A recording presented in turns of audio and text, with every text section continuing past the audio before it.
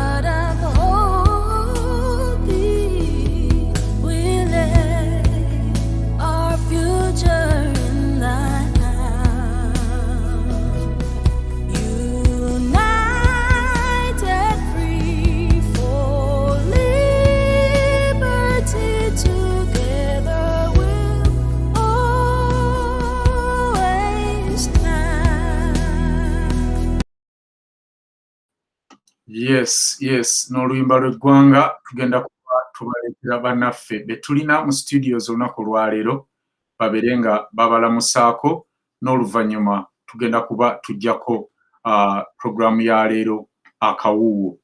Teweerabira oli ku Kimbugwe live era nsaba otuule okkalire osobole okumanya ddala ki ekigenda mu maaso mu ggwanga erya Uganda ku nsonga zino zonna ze twogeddeko. Era nga nja kusooka ne munange Sarah Nabs ababuuzeeko n'oluvannyuma ate tulabe banaffe abalala be tulina bonna mu studio. Sarah Nabs, buuza ku bantu abatulaba. Hello everybody. Welcome to Kimbugwe Live. Let me hope we are all ready for a full and packed show. Anange mwena mbewa. I hope you're all okay. Leero tutandika butandisi. Oluganda lwange mugenda kunsonyiwa nze siringa Kimbugwe ne Kalyango. Tugenda lumixiga. Welcome to Monday's show, everybody. All right. Wiki yakatandika. Kale. Tweyanza nnyo munaffe Sarah, oyo ye Sarah. Ate tuyinawo munaffe Gerald. Semambo, njagala obuuze ku bantu abatulaba ssebo. Kansubire Bannayuganda buli omu gyonna gy'oli struggle ogirimu.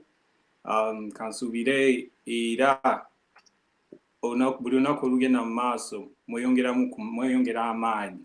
Naffe eno gye tuli tuyongera okufumba, twongera obaleeta information etutuusa ku ntikko. Okay. Webale nnyo, webalire ddala ssebo okutuusa abantu ku ntikko. Webalire nnyo, webalire ddala. Katulabe munaffe omugole mu studios za Kimbugwe live. Abasinga face eno mwali mugirabyeko. Era nga ono ye muntu wa wansi. Ssebo njagala obuuze ku bantu abakulaba ssebo, omuntu wa wansi. Bannayuganda bannange nsenso bawuliza mwebale butaweera, mwebale butaggwamu maanyi kubanga olutalo tuli mu marathon sera sprint era nga empagi ezisinga okuba nga zibadde zikutte ekintu kino ekya nakyemalira zigenze zimenyeka. Tukyayongera okukinyeenya. We are still compromising this pillar, and for sure abaliyo mwenna gye muli temuggwamu maanyi, temuggwamu ssuubi kubanga twaweze tuli beetegefu okukola buli kisembayo okulaba nga Uganda efuna obwetwaze. Really, we want to be independent, real independence. Forget what happened in 1962. We just changed faces. The people at the front, they would take over bantu with their switches and cronies. They would fuga pakakati. So, chetutandise kati muliro dala, back up, and Museveni, wherever you want your people, we are coming for you. Rest assured. People power. Webale nnyo, webalire ddala. Oyo ye muntu wa wansi mwali mu studio. Ate ne munaffe the usual suspect Jovan Kalyango. Buuza ku bantu. Bannayuganda abafunye ebirungi mukyebalize Mukama, abafunye ebizibu tubasindikira ssaala kuba ze tusobola okusaba. Naye nga this time tubagamba kimu, tighten your belts kubanga tugenda bavuga speed and we want the message to spread. All right. Webale nnyo, webalire ddala bwana Jovan Kalyango. Show ndowooza bwe tuti olunaku olwaleero bwe tugenda okugitandika. Totemya, leeta ebyokulya ebiberenge byaffe nga bulijjo n'amazzi mu bbaafu oteekaawo owulire ekikumi kye tugenda okutwala mu 7 wano ekiro kya leero. Yita munno, tag your friend. Gwali ku Facebook nga teraga bulungi, genda ku YouTube. Tulina YouTube yaffe Kimbugwe live. Go there, subscribe and like the video. Do the same on Facebook. In less than a minute, ngenda kuba nkomawo tutandike program yaffe. Welcome on board. Welcome on Kimbugwe live. The harrowing screams of a mother's cry. The screams that bring you chills down the spine. The screams that you can only imagine in a movie.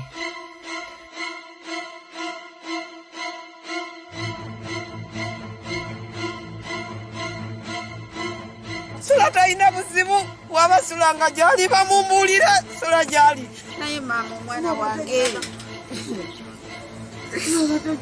mwana aba yafa bampa omulambo nziike agumpe nguziike abaana nabaga nti kitambwe wuuyo mutaka. The screams of every mother's nightmare, losing a child. Communities have been devastated, families broken.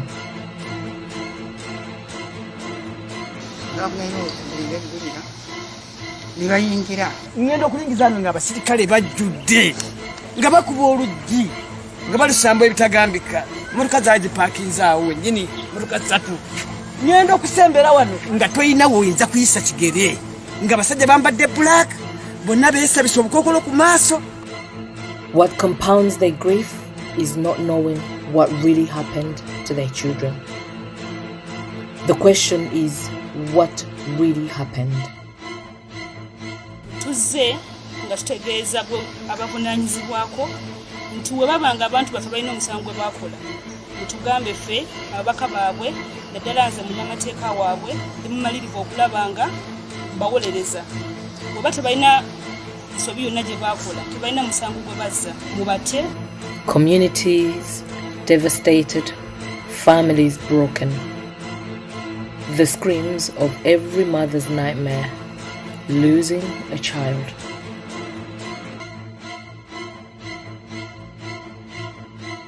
Ku poliisi mbabuuze sula yasuze wano sula ali ludda wa baŋŋamba sula tebamanyi sula wa gyakola ki gye bamutudde ne mbabuuza sula tusobola okumufuna n'atubuulira omusango ki gwe yazizza baŋŋamba sooka oddeyo ewaka ebintu by'abasula situlina poliisi kyebimanyiiko. The question is that these mothers do not know where the children have been taken. The question is, what really happened to their children or husbands? What really compounds their grief is not knowing who to turn to. All they can say is, we saw masked men taking their children, and no one knows who, where, and for what reason. Their only hope is that their loved ones are returned, dead or alive.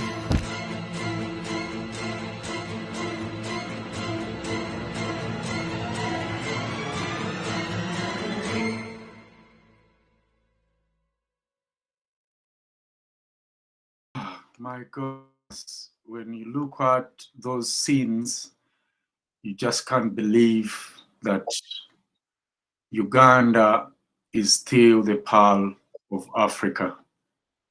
Welcome on the show, and obutayisa budde tugenda kuba tutandikira wano show ya leero. Ennaku nyingi enyiike mu bannayuganda bw'otunuulira lisiti y'abaana abaakawambibwa oba abantu abaakawambibwa tosobola kukikkiriza nti Uganda y'ensi eyassa endagaano ku bibiina byonna ebisubscribinga ku ddembe ly'obuntu, oba ddala Uganda etuula ku lukiiko olwa Commonwealth oba United Nations.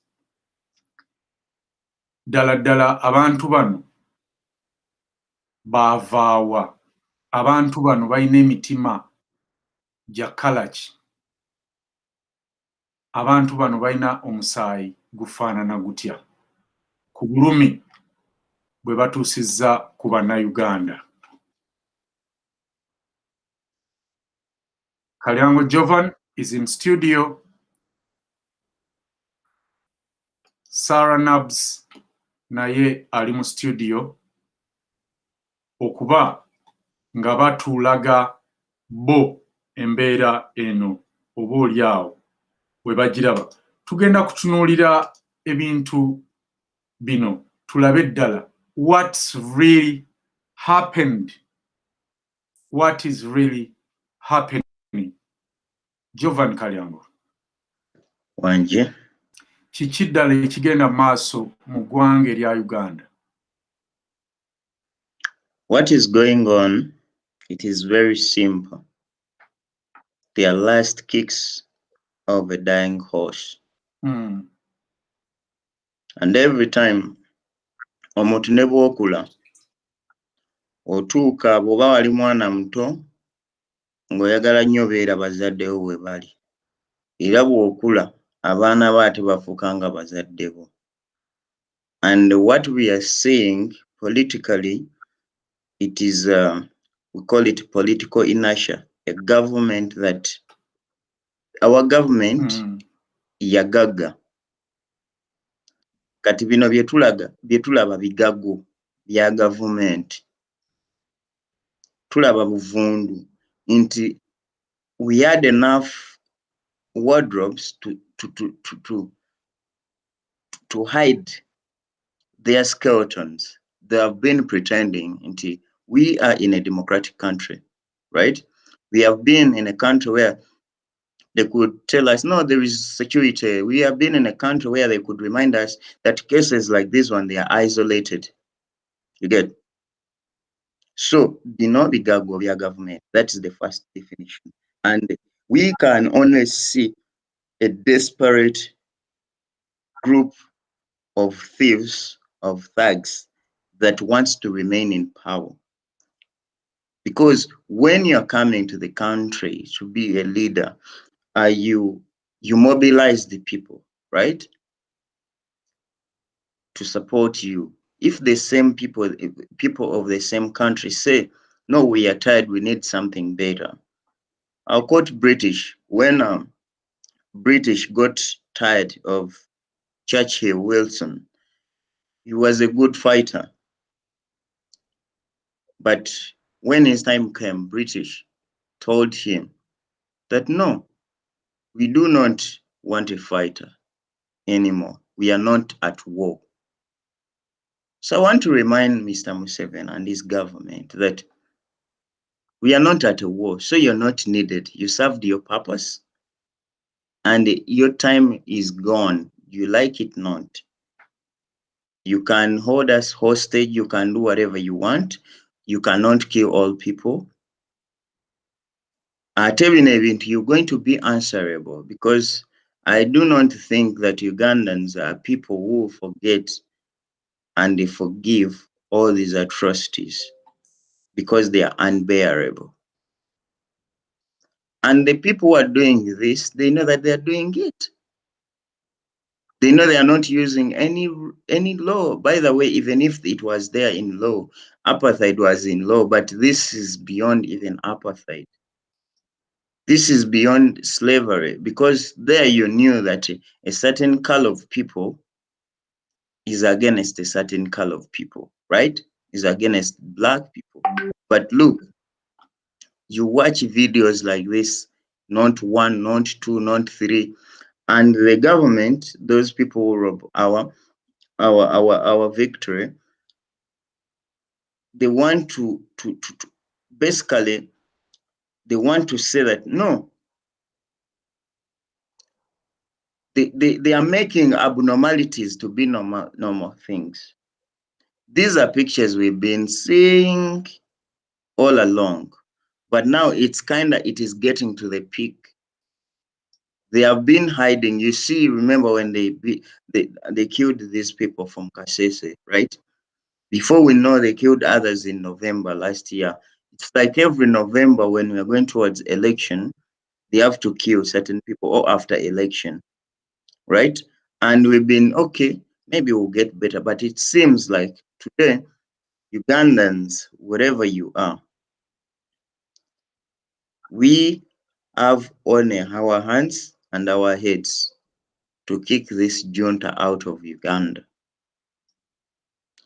There is nothing like we can say, let us negotiate.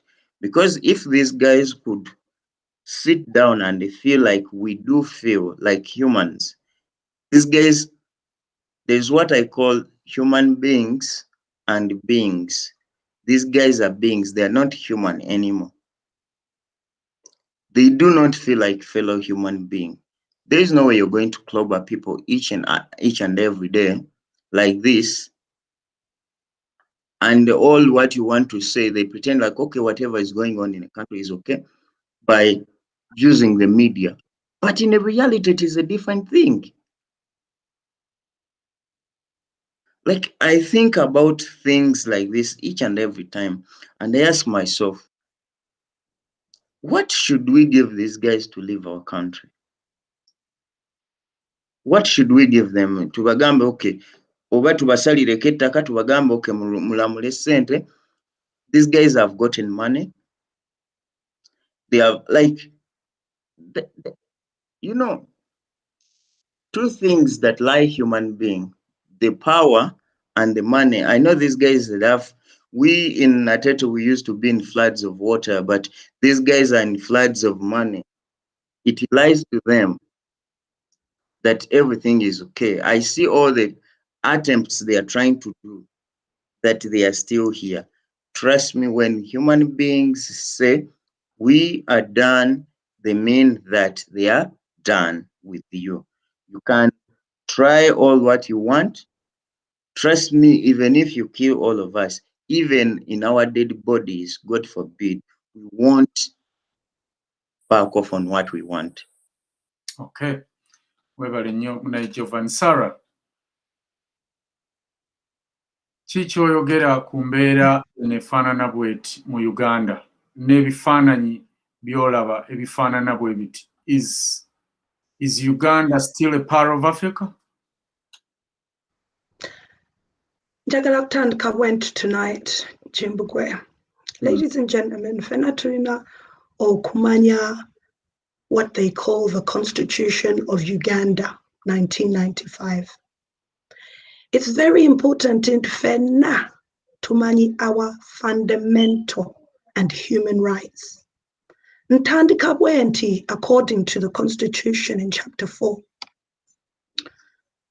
Egamba, all persons who are equal before and under the law in all spheres of political, economic, social, and cultural life, and in every other respect, and shall enjoy equal protection of the law. And then it also goes on, before that, it went on to say the rights and the freedoms of the individual and groups enshrined in this chapter shall be respected, upheld, and promoted by all organs and agencies of government and by all persons. Above that, it also says fundamental rights and freedoms of the individual are inherent. It's just inherent and not granted by state. Ladies and gentlemen, a human being who was born in Uganda has a human right, according to the Constitution, to refuse a government, to refuse and reject what the government does. We have the right. For a mere human being, a man, a family, to brutalize our Ugandan people to this level. But we all should know that this has not been, this didn't start in this elections. This is what has been going on in Uganda for the last 34 years. It's only that now, thank God for what they call social media, because now social media no longer gives the leaders in these institutions and these governments to be able to rule over what is put out in media, what is put out to the people. Into Omuntu asobola okurecording ekintu live nemulaba ekituufu ekigenda maaso nga bwe twakola mu campaigns za Bobby. Banange ebifaananyi bano omuntu yenna abiraba n'alaba obutemu obugenda maaso all over Uganda. Empigi, Mukono, Chotera, Wakiso. People's bodies and parts have been broken into pieces. People's private parts have been taken off. People's children, ladies and gentlemen, you saw what these mothers are crying. People, mothers are crying. Imagine omwana wabananga abachala mwenna abali wano olunaku lwa leero nga muwulira truly ekigenda maaso. Nga muwulira truly what is going on. Ne mubeera nga tusobola okukkiriza omusajja ono nti tumulinde paka elections eziddako. In all the brutality and the killings, zemulaba omukazi najja ku online n'akaabira omwana we ng'agamba nti bayingidde mu nnyumba yange sazzeemu mulaba. Mbeegayiridde Uganda. Wano we tulina okuzuukuka. Si ntino twetaaga okukola ebintu mu kulwana mu violence. Naye we need to do things that is in our lawful right to do. And that is what Kyagulanyi is trying to make each one of us understand. This is a propaganda and another way to divert people and impose fear into you fellow Ugandans. Chino chayagala mutye. Kati mwe mulaba abakazi abo nga mulaba abantu bano mulaba all these brutalities. Nawe wennyini otya n'ogamba waayenze ebintu bya politics kabiveemu. Naye njagala bagamba musobola mutya ogamba ebya politics mubiveemu eno life yammwe. This is your country. This is your life. A group of people are making decisions. Your health, your housing, your education, your everyday today life. A police officer, a mere police officer, banange look at that image. When natusoke tujitunulire. Police is about 5 black men coming against a fellow black man. For what? For what reason? For what reason? Tonight I want to challenge somebody. Tulina okufuna the anger challenging no. It's time for our country, for us to stand up for the voiceless. For us to stand up for those women right now who cannot agree, who cannot come before anybody and tell them and speak up, who might not be like Mrs. Wamala, for example, who is able to meet all these police officers and DPs and people in the government. Katoyo omukazi bambi atasobola aluzinze omwana we. Omwami eyafudde ono artist, journalist, gwe baseka ne bamusula enkanyanya. Naye bannanga abantu bano ate ne bamalirizaawo nga bagamba nti he was doing something else. Bannayuganda mbeegayiridde. That tonight we are going to challenge each one of you to really think about what is going on from the inside out. Wrong is wrong, and it's time. All right, Sarah, thank you very much. Sarah, ate katulabe banafe. Gerald is on screen, ne Omuntu Wawansi on screen. Omuntu Wawansi, njagala tutandikire ku series zino zolaba ezigenda maaso naddala mu kutulugunya abantu mu ggwanga erya Uganda. Kikyozoogerako nga gwe gwensinga okumanya agoberera eddembe ly'obuntu naddala ensi ezirikkiririzaamu n'ezaateeka omukono ku ndagaano y'okukuuma emirembe oba n'eddembe ly'obuntu. Kakati kye njagala okutangaza bannayuganda okusinga okumanya gye nvudde wa Uganda yaffe ne the person in question, Museveni. Museveni yagenda Mozambique in 1969. Bw'agenda Mozambique during that time, he was funded and supported by the white men, abali bafuga Uganda, because they were still under the colonial guidance at that time. Now, when he went, he was funded. They helped him through school and everything. They were a platform to meet guys like Nyerere. Now, this might seem like it's a little bit off topic, but you have to understand the background. Musingi bakati. If somebody was given support, financial, intelligence, arms, access to this kind of power in 1969, that means he has been involved in the trenches of dictating and, should I say, designing the nature of politics that is run in East Africa. And that is about 52 years of him being actively involved, meaning he understands the tapestry, the general structure of what politics is in East Africa for that long time, because yali mukono gwa bazungu. Bakimanya nti no kasitaba kyekolera, it's an extension of colonialism. But during that time, the Pan-African movement was big and strong. Nebam supporting all the way through.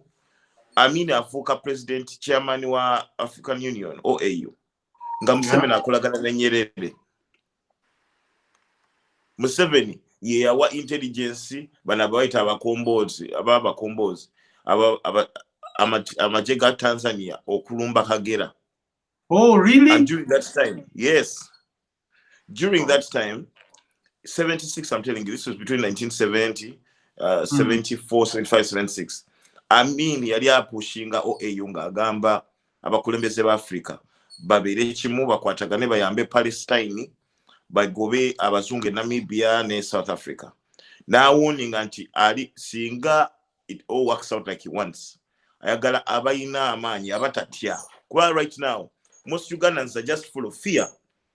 I mean, government yali muchamu yali ajjawo bantu bali mu lukwe. This guy is treating Ugandans as if they are prisoners, but because they are trying to fight for their freedom. Together, we are stuck out here. We don't want to be abroad. Now there's COVID. Nobody wants to be in this kind of situation. Everybody wants to be at home. Nobody tell him to kufira kumawanga, man. Omuntu avinanga abantu balandinga Uganda ne babazibuzawo.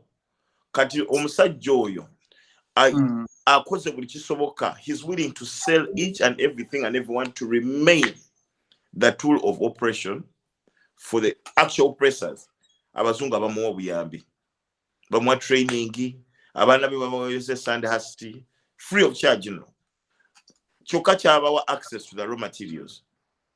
Gold gomula bantino Uganda ekyasiza ofulumya gold kati. Ani amumanyiko sente ziraga. No, but abasajja bajja wano China okusigning a contract signing abantu basatu. Sam Kutesa, Janet Kataha ne Museveni mwennyini. Bantu basatu. Is Uganda iringa farm yabwe. Nti batunda ngayo bagala. Who of us understands what's in these contracts they signed? Did you read through? Does anybody understand what we are actually exporting right now? Or we just believe whichever take up Maulida? No.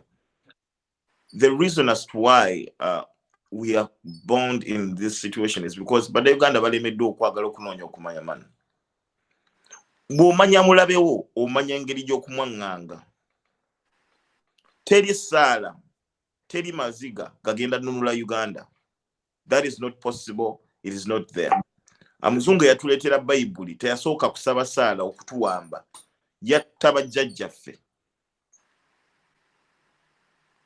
Power is taken by force. It is not begged for. It is not negotiated. It is written in all parts of history. Korea, no one name it everywhere. Omuntu yenna waba akupressinga oyina omuteekako akazitunga kamulaga nti no kyakukola okisobola. Kyengeza kugamba bannayuganda. Tolinda bajjewo okunona bantu bo. Don't be stupid. Because they are coming. Whether you are comfortable, especially people in the diaspora, abaweleza obusente sentence nzimbe nyumba. Kati abazimbye amayumba ag'amaanyi golofa. Are you comfortable to live in that house? Aren't you scared that the next day they might pick up somebody from your house? There's nobody who's free from this situation. We are all prisoners. Only that our prison rooms are different. Different size, different cushions, but you're all prisoners. Sooner or later, ofune ekizibu ky'eddwaliro eddagala ibula mu ddwaliro ambulance nezibula ne bateekawo curfew nga ambulance tesobola kutambula mu budde. All because somebody wants to remain in control of Ugandan resources. Right now, human beings in Uganda are also resources. We are like cattle. Banyina sebaba ne babatwala Oman, Jordan, Saudi Arabia.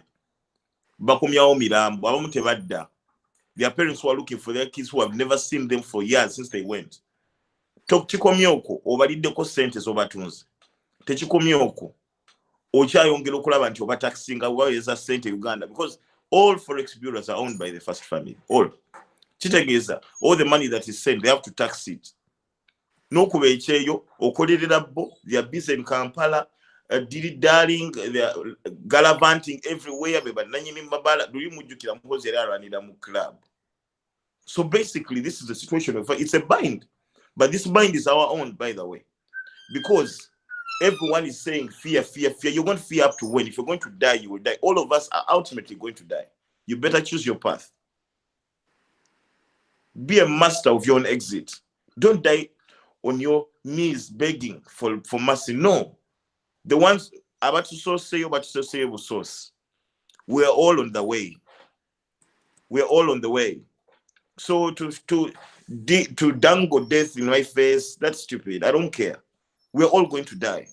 That's why I urge Ugandans. Wekume, be in charge of your security.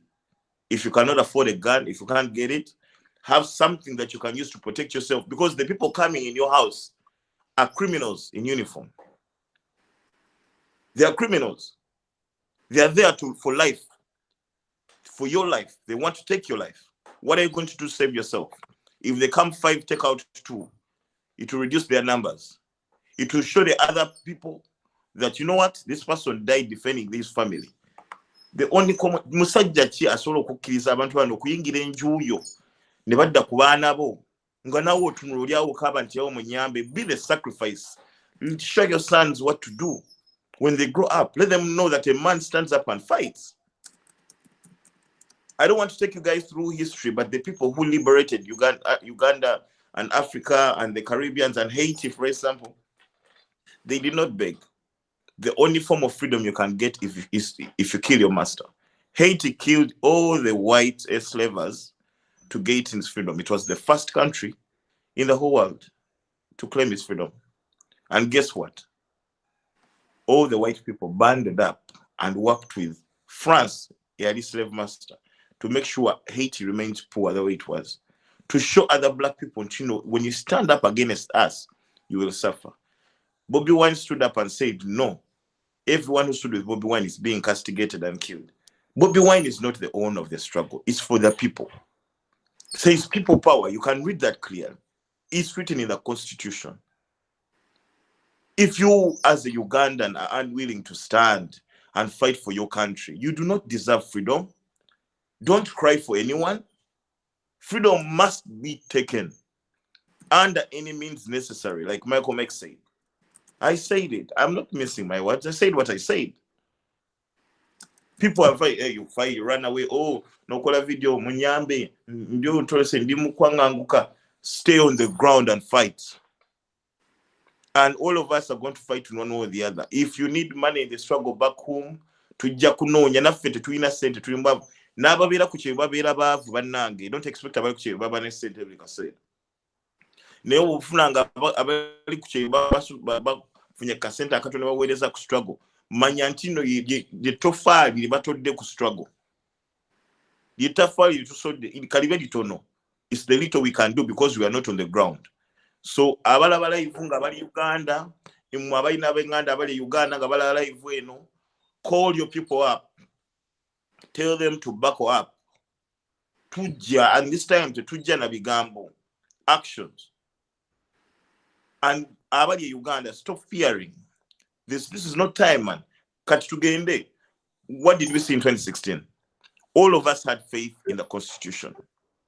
We had faith in the courts. But who appoints the judges? Do we know where these judges come from?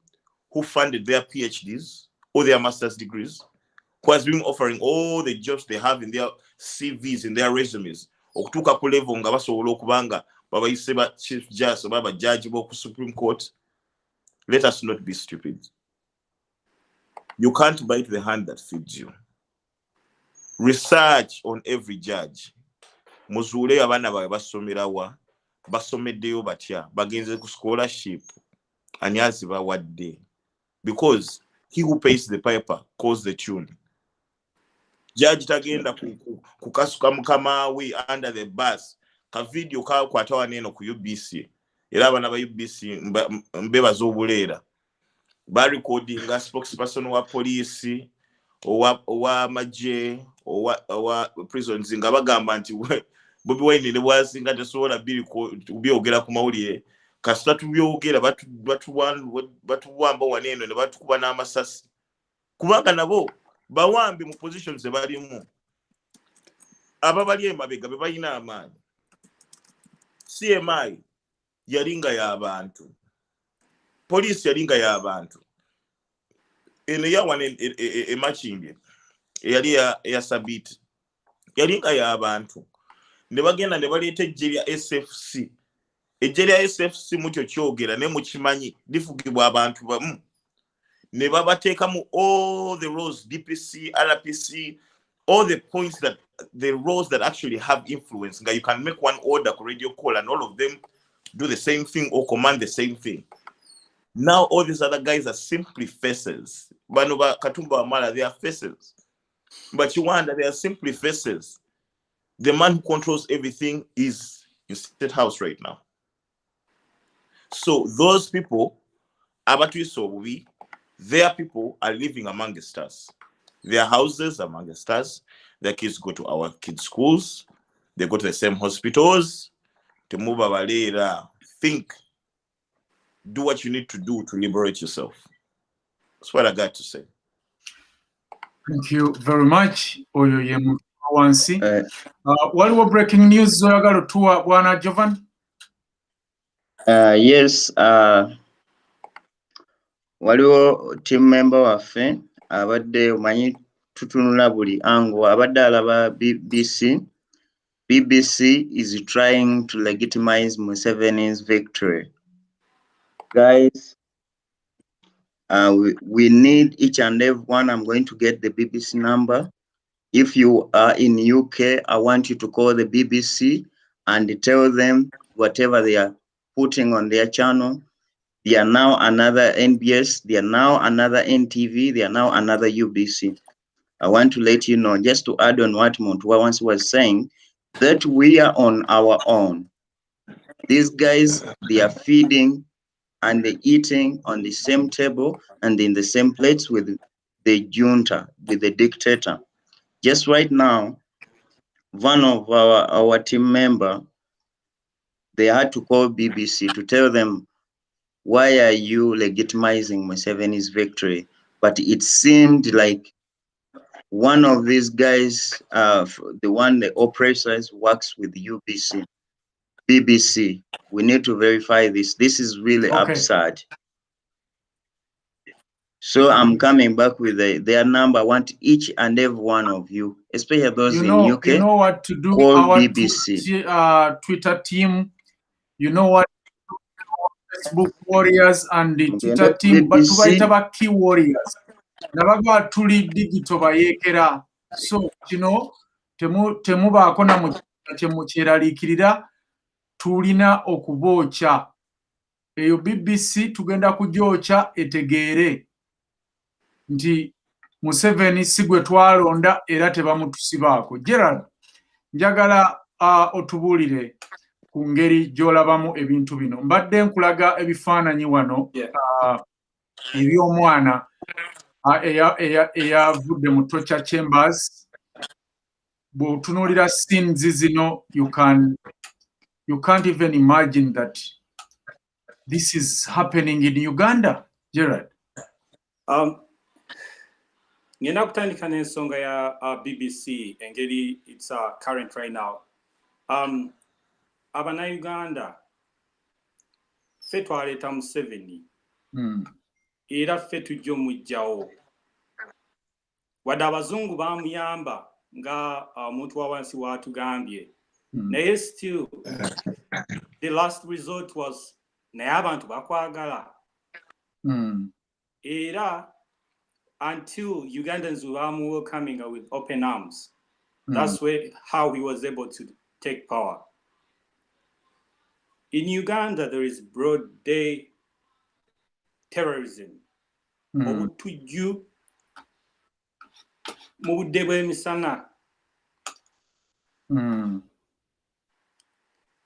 Bannayuganda, don't trust the police. Temwesiga abapoliisi, mwekuume nga mmwe bannayuganda. Self-defense doesn't need twetaaga training y'amaanyi nnyo. Omuganda agamba okwerinda si buti. Ensanafu etambula egaludde. Etambula egaludde ahambadde ngenda kireta. No justice. There will never be peace in Uganda. Nga we nabagamba last time, we have black on black crime. Teri muzungu n'ogu, no, it's within us. Era fe kino fe twakitandika, era fe tulina okweyamba nga ffe. Uganda is the only one of the few countries nebojja leero ofuna obutuuze era ndikuwelcominga. In Uganda right now, what was the job over a week? We are all in the same struggle. We are fighting for the minimum, not even the average, the minimum. And what's the minimum? To stay alive. Which we are bulungi. Ekirala, I don't even know how to say this. There is no pride in Uganda. Like right now, even as I speak right now, I've lost pride. Now, yeah, I'm still strong. We are not going to give up, no matter the intimidation. I told you last time, the president, alimu hallucinations, alimu delusion. I think he has delusional disorder. Okubeeraawo nga olowooza ebirowoozo ebitaliiwo. Bwe yamanya abantu bali tebamwagala, kati atandise kukola ki? To abduct them in broad daylight. Ate n'ekirala, abo bwe ba abductinze, abo bwe batocharinze kati be tulaba. That's the tip of the iceberg. Watch out, Yabala. There are people who shall never even know that they were tortured. The moral of the story, Omuzungu agamba, change is inevitable. Nebogezaako otya, nenga change egenda kujja. It will still happen. No matter what, how long it's going to take, it will happen. We are a new generation, and it's still developing. Abaana bebazadde mu bino ebiseera balaba buli ekigenda mu maaso. Era I'm sure they're going to put that in their mind. Okay. Right now, just one thing. Right now, we are grooming the next generation. We are grooming ourselves. Ugandans, wake up, stand on your toes, and fight for your rights. Nothing tujja kubeera mulaba team egende egaziwa, and we're trying our best to bring justice to our country. Thank you. All right, you are welcome. Nsaba bannayuganda mwenna temwetiririra nga abakulu bano bwe batugambye. This police brutality, oba in fact kati it's about regime brutality, tegenda kuggwaawo, imagine nga temuvuddeeyo kusituka kwogera. So mbadde mbasaba nti abasajja bano nga bwe bagambye tusitukire wamu, tubeeko obaolyawo kye tukolawo. I think bwe tunadda mu kusirika ne tudda mu lwatto weewange nalumanya, amazima ga Katonda tetugenda kubanga tufuna obwenkanya mu nsonga zino. So tugenda kuba tukolamu bwe tuti katono, ate bwe tumala tukomewo ne mwami Robert Kyagulanyi. Jjukira olunaku olwaleero Kyagulanyi akyazizza abagenyi ewaka, katujje twogere ku nsonga zino n'endala nnyingi, temuvaawo tuko. The harrowing screams of a mother's cry. The screams that bring you chills down the spine. The screams that you can only imagine in a movie.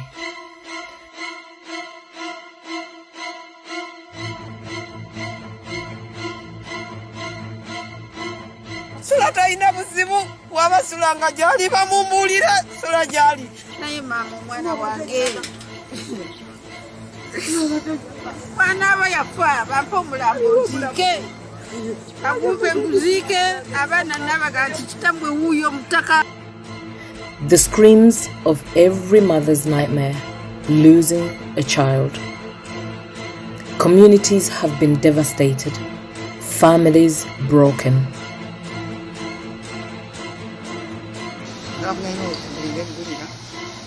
Nibayingira ngenda okulingiza nga abasirikale bajjudde nga bakuba oluggi nga balusamba ebitagambika motoka zaagipaakinze awo wennyini motoka 3 ngenda okusembera wano nga toyina woyinza kuyisa kigere nga abasajja bambadde black bonna beesabisa obukokolo ku maaso. What compounds their grief is not knowing what really happened to their children. The question is, what really happened? Tuzze nga tutegeeza abavunaanyizibwako nti we babanga abantu baffe balina omusango gwe bakola mutugambe ffe ababaka baabwe naddala nze munnamateeka waabwe ndi mumalirivu okulaba nga mbawolereza oba tebalina nsobi yonna gye bakola tebalina musango gwe bazza mubate. Communities devastated, families broken. The screams of every mother's nightmare, losing a child.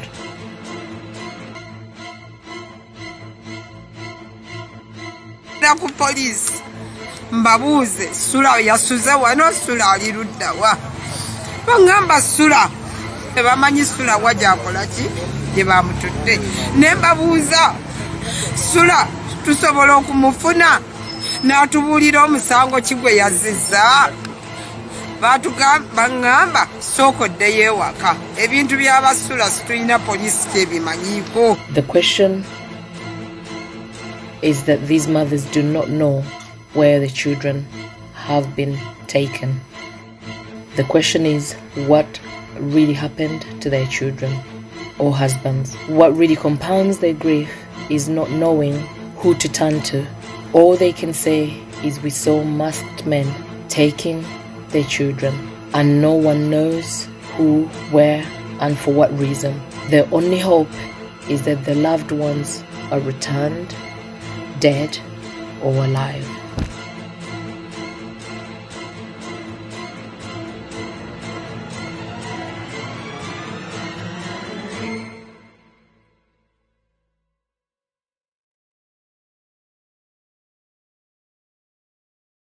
Kulikeyo nnyo mukuwummulako. Kizibu nnyo ddala okumanya abaana bano oba balamu oba bafu kubanga ne be batuddizaako oba be bagezaako okukomyawo. I just can't believe nti balamu. When you look at this boy, these are scenes naffe bye tuba tutaagala kubalaga ebiseera ebisinga. But when you look at this boy, really, is this boy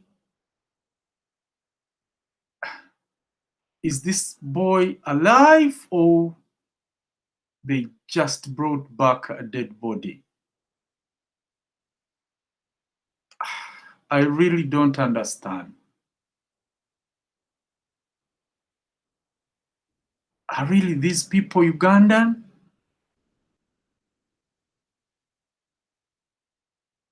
Omuntu munnauganda oyinza okutuusa omwana wa munno ku kintu ekifaanana bwe kiti? Really? Really?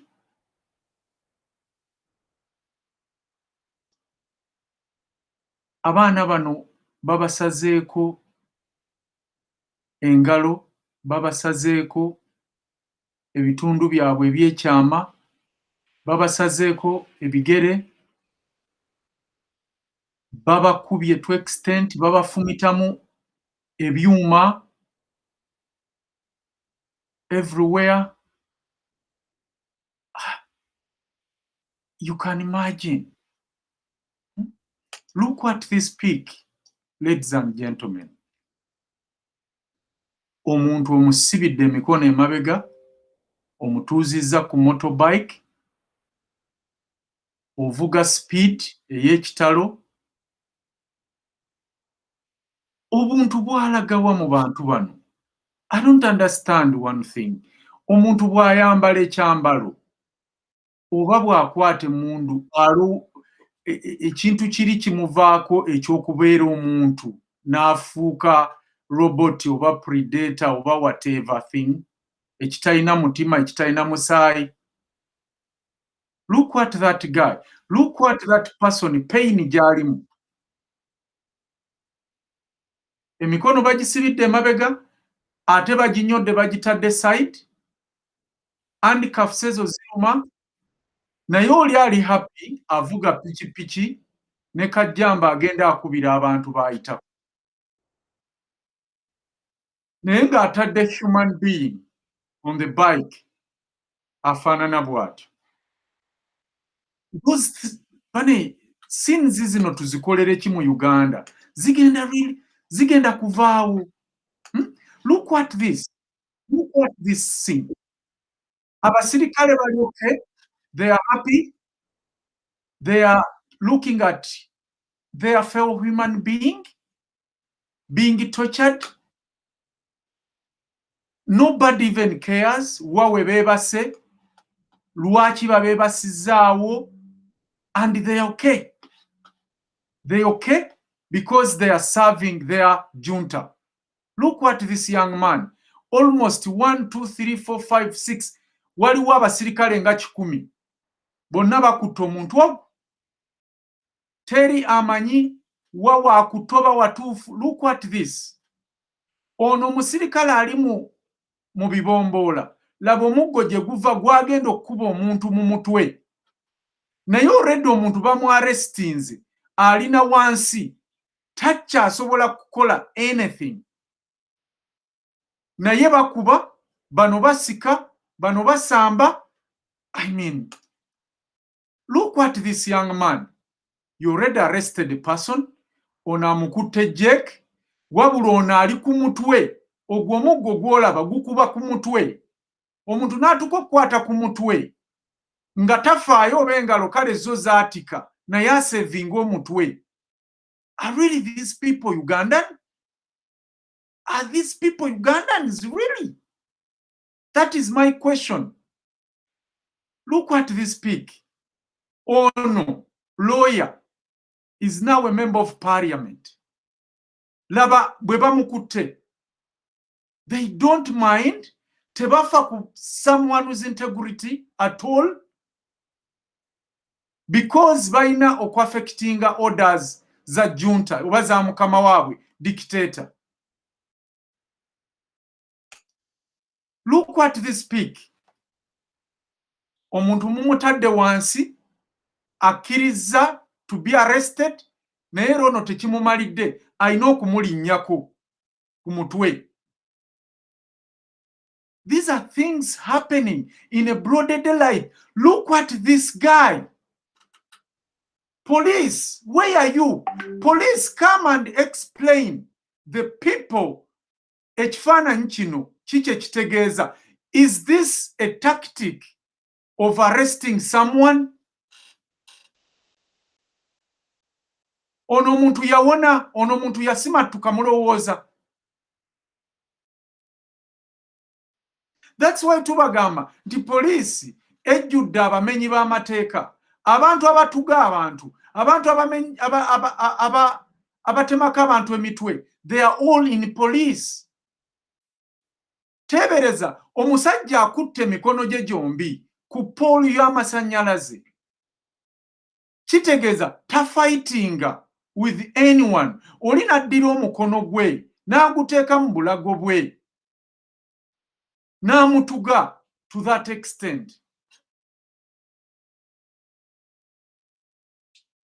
Bannayuganda mwabaaki? Imagine, look, abantu abali wali ababulijjo abatunuulidde omusajja bw'atuga omuntu emisana ttuku nga they can't do anything to help. Uganda nzedde abantu baataasanga bannaabwe, enduulu nga bwevuga buli muntu akwata ky'asobodde okugenda okutaasa. naye laba batta omuntu abantu batunudde abantu balaba balinga abanyumirwa owa poliisi ono kyali mu kukola. Ugandans abantu bano mwe mubawadde obuyinza, mwe mubawadde amaanyi okukola ebintu bino bye bakola ku bannayuganda. Ugandans, wake up. Please, wake up. Bana basajja abantu be basseeko bamala. Wake up. This is unexplainable. And to those people who think nti Uganda voted this man, dala amuntu akola abantu be ebintu ebifanaganako bwe biti, abantu bayinza okera ku makya ne bamulonda. We are talking to a man eyakwata abaana b'abantu abato n'abatwala mu nsiko n'abatendeka okutta abantu bannayuganda, era abaana bano ne batta almost 1 million of Ugandans because yaba brainwashinga. N'abayoza obwongo omwana omuto bw'ati ddala ategeera ki ky'osobola omugaana okukola bw'obanga omugambye nti kola kino ono omwana ajja kukikola. Museveni, look at yourself, you dictator. Look at yourself, musajja gwe. Abaana b'abantu abato bwe bati be watwala okutendeka okutta. Look at tokomye ku olwo kuba biri twali tulowooza nti byali bya myaka egyo. Police, can you come and explain lwaki muteeka abaana abato mu police abatannaweza myaka 18? Bana abaana bazadde baabwe muyinza otugamba nti babakwata ne bababawa ne basayininga ne consent mu batwale mu police okubatendeka okutta abantu. You people, omukulu wa police oyinza okutuvaayo n'otunyonyola abaana bana abato be mutadde mu police ogenda okutta abantu. Look at abaana bano, ddala abaana bano Museveni be yatwala mu nsiko balabe bwe benkana. Abaana bano yabakwatanga n'abawa drugs n'abanywesa enjaga n'abagamba mugende mutte ne batta without even ene gundi kusaasira kwonna. Look at abaana abali mu police ne uniform tezibatuuka. Bano be balagira bagende batta abantu. Look at the kids. Ono omusajja be yatwala mu nsiko alyoka afuga emyaka gyonna gy'afuze. Abaana bano bali luddawa. Look, these are police officers we have now in Uganda. Bannayuganda mwenna mutunula mutudde temunyega. Bano abaana bazadde baabwe babakwata ne babawa police batwale mu police. Ono omwana is 13 years. Mama wakaaba, muzadde wakaaba.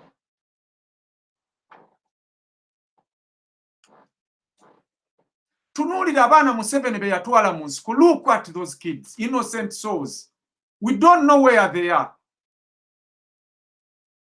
Abaana bano n'amala obbalwanyisa ate n'abakwata n'abatta bonna n'abatta.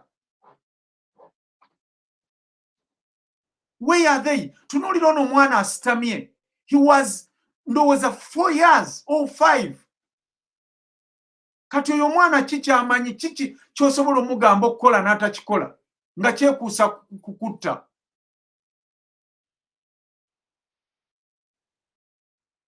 Please, Ugandans, wake up, wake up, wake up. Tukole ku nsonga z'abaana bano. Mbegayiridde. Wake up, wake up. Tuyambe Uganda. Tewali muntu agenda kujja tuyamba okujjako nga tutandise naffe okweyamba. Please, please, please, please.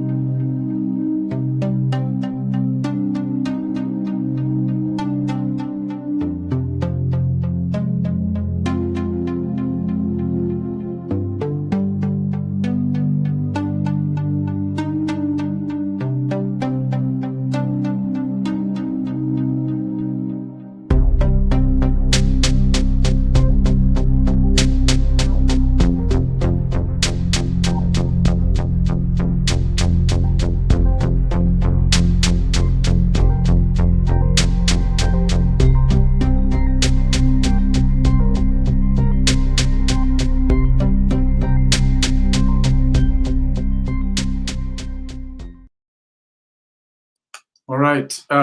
Tukyagenda maaso era nga ku ssaawa eno ensonga gye tugenda okuba nga tutunulako right now ye ya munaffe Robert Kyagulanyi Ssentamu okuba nga akyazizza abakulembeze ba NUP ku side eya Mukono. Munaffe Omuntu Wawansi waali nnyo mu studios agenda kuba atutemeratemeramu oba oliawo kuba ku mukulu Kyagulanyi naye nga tannajja njala kusooka okwebaza mukulu Kyagulanyi Ssentamu engeri gy'akutemu ensonga z'obukulembeze bwe yakalondebwako. Omukulembeze ssebo bw'atyo bwe yeeyisa era tukusaamu nnyo ekitiibwa, tukwebaza era tukwesiga era tukusuubiza nti ffe abantu b'okulembera tugenda kukubeererawo, tugenda kukubeereramu nga bwe watugamba, kubanga oli kabonero ak'emirembe, oli kabonero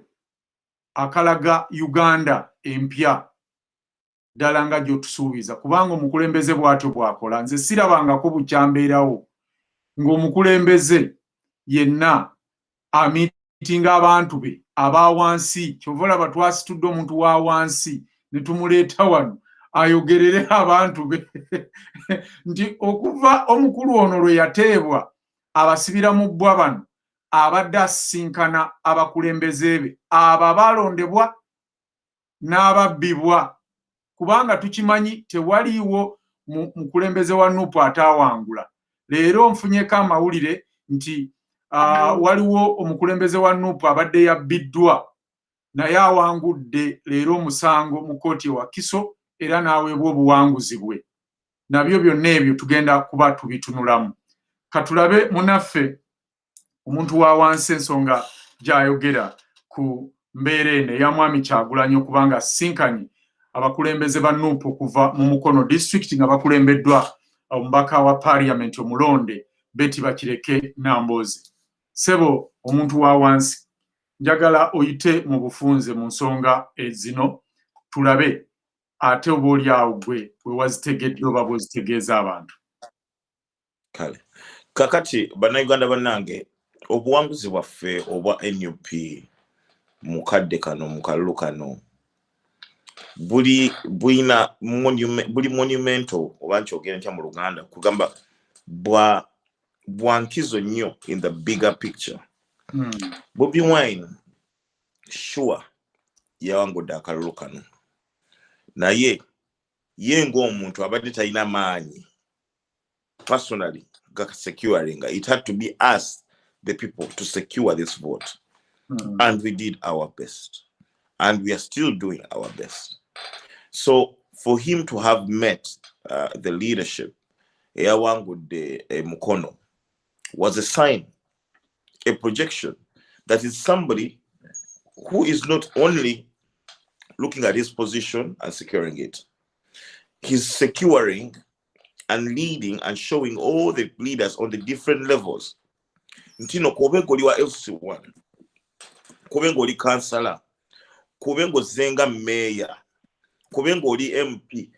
Everyone is a servant of the people who labored to vote you and put you there. And I'm sure this is the message that they all left that place with. Singa abantu bakimanya njaba wekyokulabirako wali China waliwo abantu billion emu n'ekitundu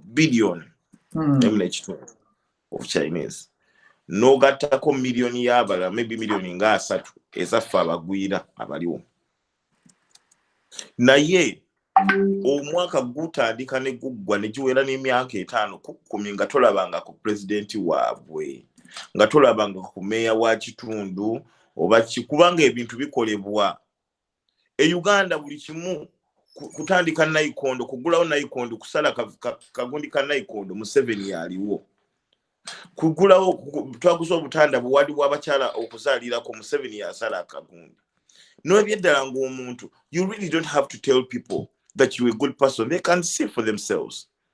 You don't have to tell your children that you're a good father if you feed them, if you clothe them. Singoba when nyumba mabasula. Already they will know that this is our father. Don't force yourself on people. You don't even have to make a monument. I saw this man putting up monuments all over. His son is trying to make them oh, we should have this to remember. Yo, as long as I have breath in my body, I will never acknowledge this idiotic family as anything representative of leadership anywhere in Africa. These people deserve to be in hell, if there's such a thing as hell. They don't deserve breath. They don't even deserve to breathe Ugandan air. They are wrong for what they do. If possible, let them move to another country because they have wealth all over. But like Uganda, we have the brains. You know, we are not allowed to be here in these countries because they want to fill their population. There are already many. Abazungu banje Bungereza mu Amerika banje, but abadugafa abaliyo zempa jezo ku the economy. We design their machines, we design their tech, we do their STEM, we write their code, we do everything, and they still get the accreditation. No matter how good you are as a black man, as a black woman, mukama wo muzungu wa muchina wa muyindia go bagenda okubira engalo ntino webale kukola kino ekintu naye nga mbutufu akikoze gwe. So this is what these people have done. Bobby Wine meeting, those people was trying to tell them, yo, you're not doing this for me. I could die today. Negwe Bobby Wine ero wencha. Ngamba nyoba na Uganda. Struggle is not for celebrating, oh, me I'm close to Kamocha, oh, me I'm this one. Struggle, yo. Gwengo Omuntu. What are you willing to do to liberate yourself? Uganda is indebted. We are eating debts every day. Muchimanyi nti amabanja geyongera. Oyo musajja Keith Muhanizi ayisa ebintu by'amabanja mwalabye parliament wefaanana.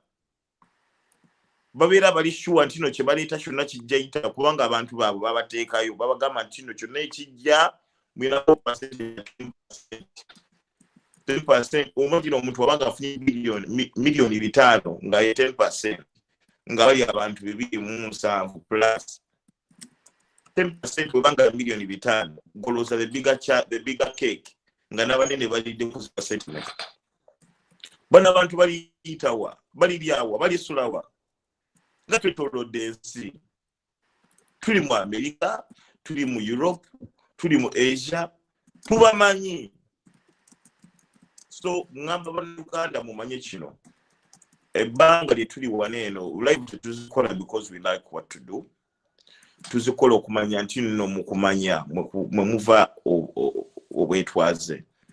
Abakkiriza mu Bible bagamba my people perish because of lack of knowledge. When you acquire knowledge, what are you willing to do for it? Because knowing alone is not enough, but the actions you take when you know are what will liberate you. If you know so much, oh manishiri nenga toli willing kukola any action towards the knowledge you have, of what value is that knowledge to you? We have seen the images. This comrade here has shared the images. That could be you. It could be your son, it could be your daughter. What are you willing to do to make sure it does not become? But the comments who bagamba, oh ya Allah yamba. Yo, when Joshua wanted to secure the promised land, he did not pray alone. He prayed, one hand raised to God, and the other hand gekute ekitala tekyali kya show nga kikozesa to slay oba okutta ba enemy be. If you are unwilling to defend your own life, at least sigambe genda mugundi say Freedom Square kuba bomo bachi munje iyo banonya abantu bo beeranga you are armed to the teeth. Mukomyo kunyo okutamira okuvaako okwekubisa buli kaseera oshegera mubirenga muri armed with the knowledge mumanyi what is going on. Mwekolemu omulimu aye ku kyalo tulinawo police naye manyi buli police weeri obuli maje we gali bakolera mu 7 muteekewo amajje agammwe nga gampola kino obusajja obuba bujja mulina engeri gye musobola okwetaasaamu because these people are occupational forces on your lands. They do not belong. If you look carefully, abasajja abazze batukuba kiboko mu streets abadde bakuba amasasi nga kuba bizimbe nga they're shooting people in the population. Yo, these people don't speak any Ugandan language. Nobody knows where their wives and daughters are because they were brought in. Some of them were rebels in M23. Baba wambe nina bagamba tugenda bawa emirimu mujje na baba uniforms affe. So gwe n'ogamba nti no afande lwaki tategera na kyogamba akolera ku order bamusasula. Abana bali mu AMISOM Museveni bamuwa contract ya AMISOM kati agimazemu emyaka 10-15 nga buli mwaka bamuwa billioni emu kati ne bamuwa emu kitundu eza dola n'atuuka nga ali ku billioni 2. Buli mwana contract bagamba yetaga dola 2,000 omwezi. Imagine for 10-15 years a contract of that nga the whole J of AMISOM. The whole J of AMISOM, each person dola 2,000 per month. Actually, how much do they earn? Abana ebatwala bankubiranga amasimu bagamba man fete sobola kulaga because you are working for UPDF. Nay, with the contracts we signed said $2,000, but we are getting $500 each. Nebagenda ku front line. Nazo bazisaze babawa 400 now. Babawula dola 1,500 per month man. Era batandise okwekuba amasasi kati bwe bafa waliwo ne case gye tuyina wano waliwo yekubidde amasasi recently mu toilet nga it's too much for him. Nze abana abo abali mu UPDF mbagamba bali mu AMISOM, if you have a chance to come back home, you have smelt the smell of war, the smell of life and death. Don't go out as a drunkard, don't go out as a drug addict. Bolabanga, your sacrifice needs to count. You know what to do. You know who to deal with. You are not idiots. Thomas Sankara of Burkina Faso once said that a military man with fire of death or a gun in his hands is a criminal in waiting if they don't have political consciousness. Singa amagye gaffe tegatwala budde okusoma ebyo ebirala ebitabaweebeddwa bwe bagenda ekyankwanzi oba ewalala, they give them their own propaganda, which is wrong. But if you study and understand that 0.59 population, Uganda has 45 million people, 46 million people. We are only 0.59 population of the whole globe. Africa has 1.3 billion people. So Uganda being 45, we are simply a district. We are like one city. We are like a city of Guangzhou. Just a city, one city. And that is Ugandan population. We are small for sure. Tuli batono. Munsi yonna. Whatever we do, even if we call BBC now and tell them, yo, but you know, BBC is a propaganda machine for the colonial master. It has always been. If you watch news, if you read and study all from the time of World War II, BBC is a propaganda machine for the colonial master. When 2016 Museveni we soka na wangula akalu, yasoka genda. Same thing happened then. People refused to give him acknowledgement for the win. His first jet, his jet, the first place it went was to go and meet the Queen of England. Because he had to say, I've done what you've asked me for, protect me. And they have made sure, if BBC, CNN, all these guys, they've been giving us platforms, we would be protesting, they would say, oh, they can even come and say, oh, the president, the dictator, oh, Museveni, he's bad. But we have more sent, we have more training. Bemo buyambi bwetaaga bebamuwa easy access visas always a family zabo bino betulwana. Most of their kids are hidden somewhere in America. He's hoping that they put so many distractions right now tuve kumulama tuguke batuguvaako bamale bakoleki bakomewo batandike ate pate bali system MTV. What really? We don't sleep. When I went to China, it is 4:45, and I got work in a few hours. It's the reality we have. Each and every person we are sacrificing, man. We're doing 2-3 jobs. And we have to take care of all other businesses. We have to have family, name it. People have to understand one thing. Museveni wabanga Capitol Hill ekerencha neisa gundi budget ya billion of American taxpayers' money.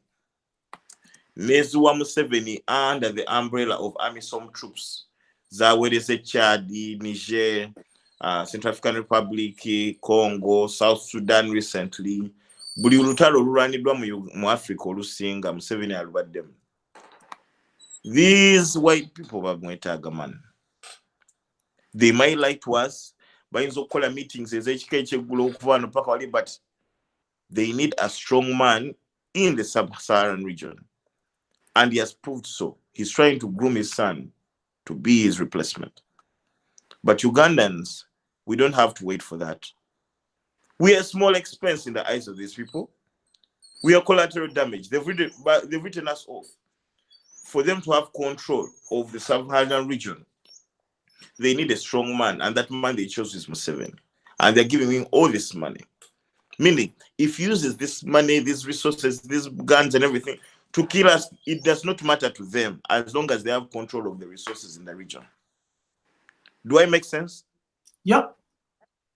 Absolutely. So, we don't have to beg them who fund him, who empower him, who sanitize his brutality. We don't even have to send them nothing. We deal with him and his people ourselves. In the same trade, in the same currency. Which together, we can come and make 1 million live videos. We can pray in a trade. Some people are marching, walk to work. We've had many protests. But when African Americans protest against white brutality or police brutality, do the lynching stop? Do the police killing stop? Don't the white cops get off even after a court case? When they killed Martin Luther King, they paid his family $5 million. The shot they made, balcony, did not kill him. The doctor, but the ambulance, doctor, a white doctor, Mzungu, namutugumbule, imagine bakwadde omulwadde mujjanja bawone essasi ly'omukubira, namuteeka pilo ku nnyindo namunyiga, nalekera awo okussa. These are the people we are dealing with, guys. These are the people we are dealing with. These are our friends. You have no friends in this world. No muchina na watu esembereza. Haina kyanoonya ffe tubeera China tuludde wano. Teri mu China akwesembeza atenda kyakwetaaga. Ate bo, they are not even subtle about it. The moment is not earning from you, you are an enemy. You must have value, and it must be resources or money. We have to realize that the whole world doesn't care about us. We have to care about us. The struggle for Uganda is not a struggle for Ugandans alone. It's a struggle for the whole of the Black community. I know people in the African American, in USA are celebrating Black History Month. Can our history as Black people be summarized in a month? We are the bedrock of this very existence. So, Bana Uganda. Okumanya Uganda waweri ne waweraga. Soma jenfuddewo wa Uganda, wa Africa yonna, wa baddugavu bonna. Omanyi nti no, buli nsi yonna erwanisa omulabe y'omu. Bano ba dictator bamulaba Paul Biya we Cameroon, ono guy we Guinea, bonna be muzze mulaba. Abazungu batuula eri ne ba discussing nti tufune be tuteekayo ensi ekyawe bo naye nga ffe tufunamu. Oshegera nga ffe tufunamu. They will keep changing. Kati ambassador baleese mukazi muddugavu. Bulijjo tebalina baddugavu. Ambassador wa America. Bulijjo tebalina baddugavu. Ambassador wa France baleese mwami muddugavu. Bulijjo tebalina baddugavu waabwe. There's a wave of cautiousness that is sweeping over the world. And we are not asleep. We are awake. Our responsibility is to make sure Bana Uganda from all over the world, they understand the enemies we are dealing with. One superhero is not going to fix Uganda. A system will. A system whereby everyone understands that the full responsibility to change and improve your livelihood and your community and your country is not for one superhero like Superman. Bobby and a bit of a big daddy. We don't need a big daddy. We need us. People power means all of us share this responsibility. Meaning that recently, I think last week, China, yasse abadde akulira Bank of Uganda, yasse Mutebire waayo. Ekyamukisiza ki yali enguzi. Bamutya nga ku NTV akawungeezi ne bamutta ensi n'ekiraba nti tumusse yabbye ssente zaffe. Kati gwe keera enkyobe ssente. If these people don't understand that there's a price to pay for all this BS they are doing, they're going to continue doing it scot-free. Toyina maanyi, toyina mundu gagenda mu State House. Naye oba oli musawo ojjanjaba bakugenda kuleetera abaana b'abanene. Bw'oba okola mu restaurant bagenda kusaba emmere. Bw'oba okola mu massage bagenda kujja okwesanyusa. Bw'oba okola mu lodge bajja kujja okwesanyusa. Okitegeera? Bw'omanya bino ebintu ojja kukola ekyetaagisa okutunula ensi yo. Tolinda nti bwana agenda kuyimirira agambe nti mukole kino. He has done his part, man. His family can't even move around freely. Everywhere they go, they are being taken pictures of their images. What years Musangochi? He could have remained a music artist. He was earning big. He was popular already. Let us not weigh down these people who have sacrificed a lot. Nobian Lee, Eddie Mutwe, Rita Nabukera. People have paid the ultimate sacrifice. Danche Yune, the guy who was Kauma. Many people have left their jobs to be full-time struggle people. If you can help them, send them something. Prayers alone will not free us. They will not. Sawas in Africa, it just seems okubeera n'amakanisa. Bw'okebera ku ddiini. Ne weetola Europe, amakanisa agali mu Europe mu America zaafuuka museum byakulambula. Wano China eddiini eryemu, China kufuga nsi. Ye dini ya China. Era omwana ayingira primary, ayingira nursery nga bamusomesa China efuuza ensi ensi. Tuwangedde tuli America. For Uganda tukyasoma katikisimu. Ebirala. Abaana bano basoma coding. Coding ye programming ekola zino application kutukolera bino. Ezikola Facebook, Instagram. For us, we're just consumers. We are consuming the product. We are not even understanding where it came from. What is wrong with us? Notali kugamba tino twogere ne embassy. Embassy etaddewo dictator ekutaasa etya.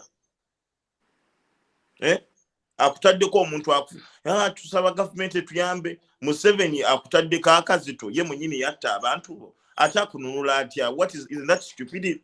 That is a unique breed of stupidity. Says the kwogera byonna abasanyusa. I don't make many lives. I just speak what is true. Whether you like it or not, you deal with it. I said what I said. Freedom is not going to come for those who pray or cry. Freedom comes to those who fight for it. Freedom is paid. Malcolm X said, the price for freedom is death, either of your enemy or your own. And that's the reality. You can quote me any day. Matter of fact, make this video and make it viral. You're Uganda one. Omuntu Wawansi. That is him. We have him here. As he said, tetujja wano kuba igiriza. Tujja wano kubategeeza. Okay? Mwawule ebintu ebyo. Okuyiga n'okutegeera bintu bya njawulo. Bwe mba mwagala okuyiga mugende walala wano mujjewo kutegeera. Because ne bw'oyiga ebintu 100 nga totegeddeeko na kimu togenda kuyambibwa in this world. Gerald, njagala ogattekaawo ku kintu kya Bobi Wine engeri gy'agenda meetingamu be tuyita ba grassroots leaders aba ngina kutandika ngambe abalala bagenda kyankwanze ffe tugenda mu bantu. A leader leads by example, and that's what our principle is doing. Mukono ejolaba in a history in the like the stability of Uganda. In America, walo tetwita swing states. Kitegeeza bw'otawangula mu kitundu kino kitegeeza essuubi lyo ly'okuwangula teririiyo. If you bw'owangula Mukono kitegeeza Uganda yonna chances ez'okuwangula like nga presidency ziringa nga 70%. All NUP leaders abali eyo ba MP njagala mugoberere principle kyakoze nammwe mugende. In fact mwe mwandibadde musooka okukola kino nga president yennyini waffe president waffe tanaba kukola kye yakoze olunaku olwaleero. Mukono eyo gy'olaba y'emu ku zi districts omuli murders, abductions ku level etagambika nako. Namboze we yali campaigninga mu biseera ebyo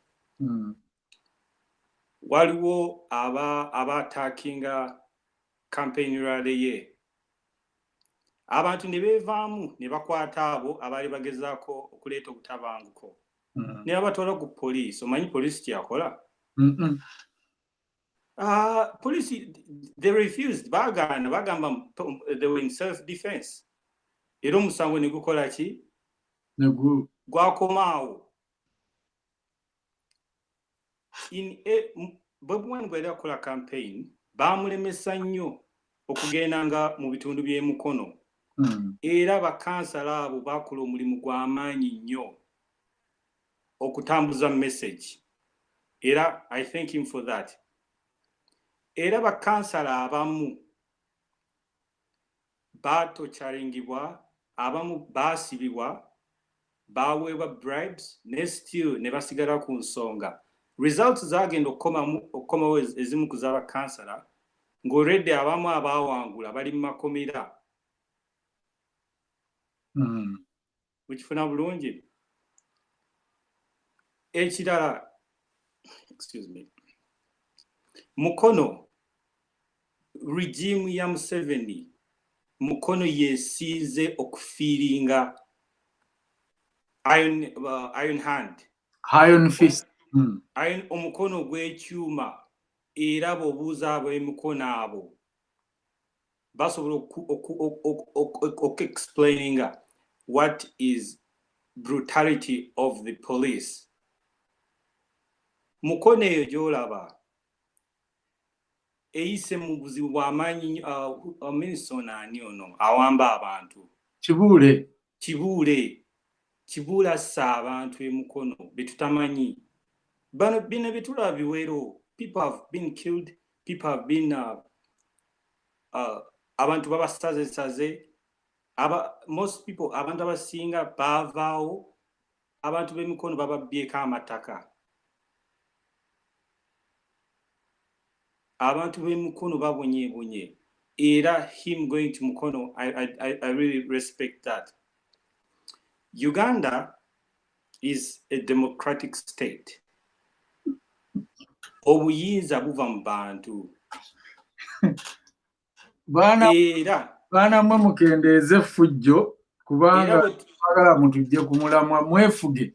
Era bwe tutuuse ssaawa zino nga bwe njogera, Museveni taata wa Mubigula agezaako nga bw'asobola obuyinza obujja mu bantu abuzze mu either parliament mutuuke ekiseera. Era temwewunye nnyo if time comes ne bagamba kati abantu temukyalonda naye mujja londa abantu bamemba ba parliament. Bamemba ba parliament be babalonda ani? President. Obuyinza bukola ki? Bugenda. Even Uganda is a democratic state. We are not a dynasty. Nemunsi ezina ba supreme leader nga Iran. Era still people have the power to do what? To have a say in their country. Even in UK, gye balina n'abakyala. Era abangereza balina obuyinza obw'okulonda prime minister. Kyekimu n'ekiri Germany and in other countries.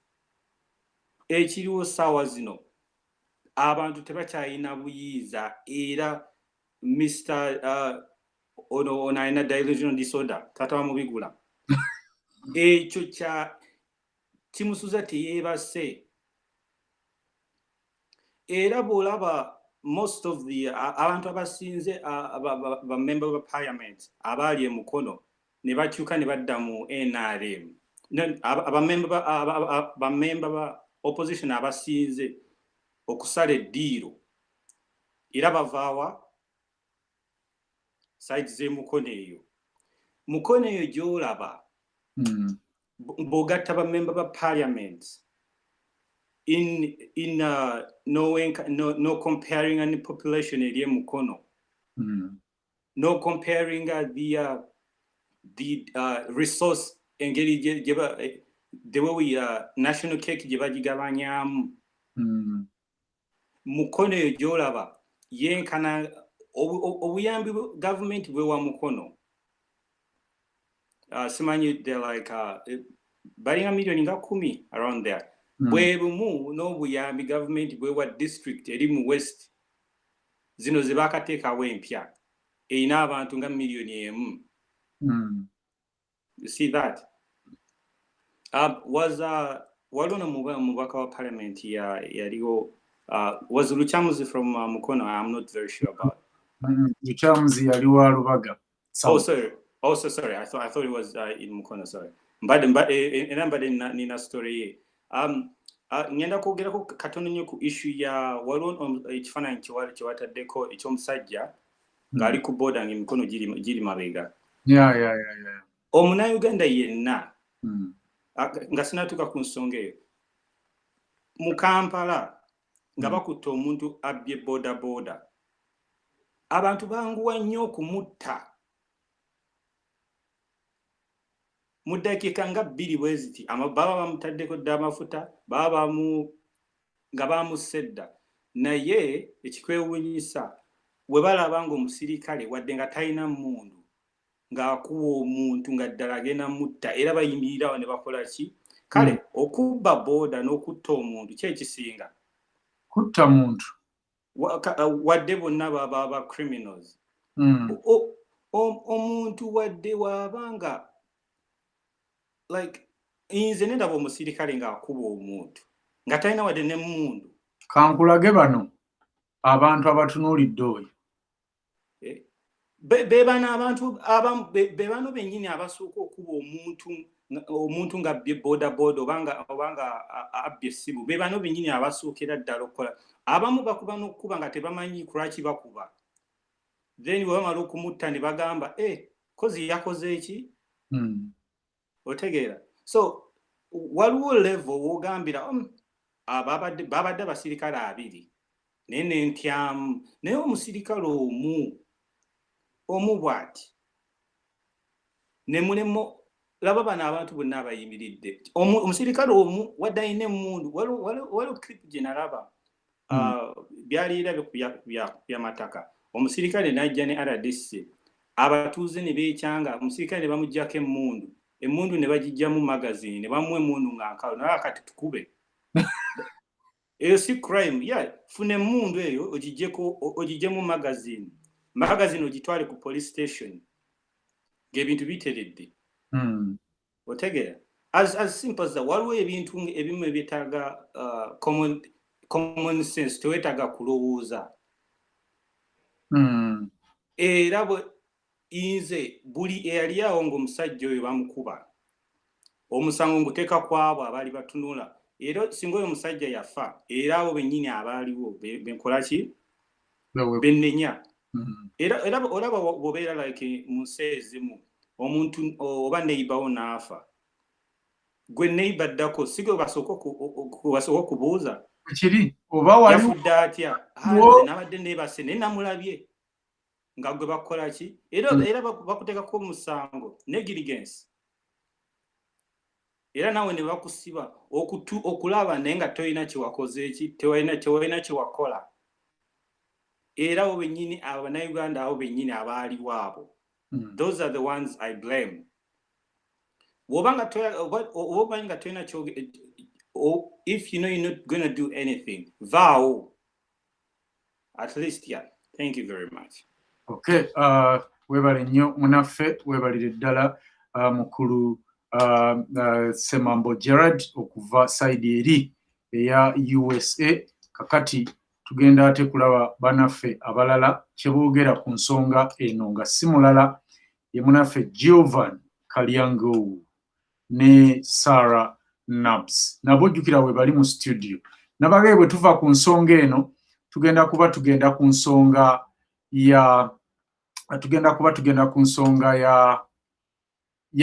y'abalamuzi abagenda oba abalondeddwa abagenda okulamula omusango gwa NUP gwe yawaabira NRM okugibba obululu. Njagala mu bufunze bannaffe bunnange Kalyango otubulireko ku ngeri MP gw'okiraba President engeri gy'amiitinzeemu abakulembeze abavudde Mukono.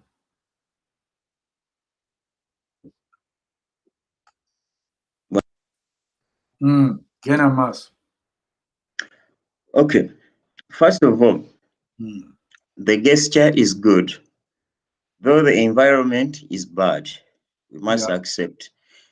Never na abantu okutambula just okutuuka mu maka ga Kyagulanyi bayita mu bitabo bya musaayi, bayita mu floods of injustice. Like, but the gesture is good, and it seems like I won't preempt him and I won't do it publicly, but it seems he's organizing the army again. Okay.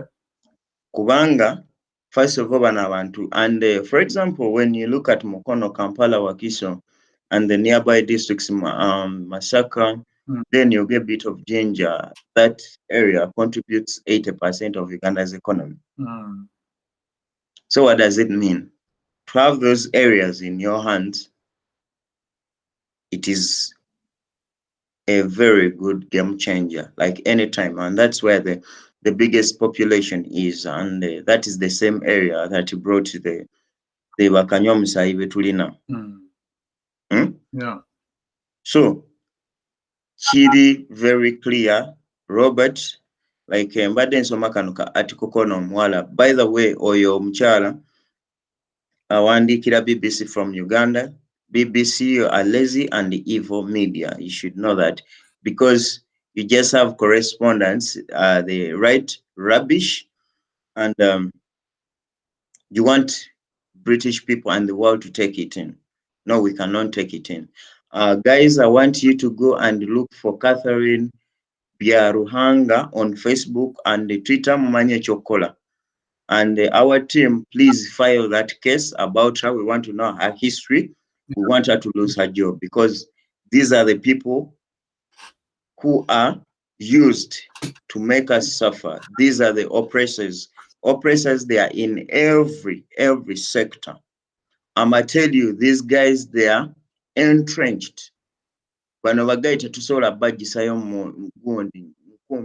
to use ensululu okubajjayo. These guys are everywhere. Thank you guys. I know we trust you. You will do the needful. Nabakola formal route. Please let us write to the BBC. And we do what we do better, because we want justice as early as yesterday. And so back to the point. Because I was reading that article, that foolish article, that woman, she was trying to criticize that Bobi Wine has no ideology. Let me tell you, whoever thinks that Bobi Wine has no ideology, you must have graduated in stupidity, high school, so, and you must have specialized in it up to a master's degree or even a PhD somehow.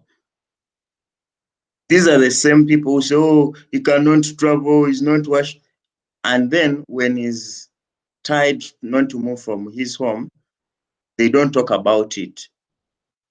But on the positive side, Honorable Kyagulanyi is saying what some of us are saying. And last week, guys, we tried to preempt what is going to happen next.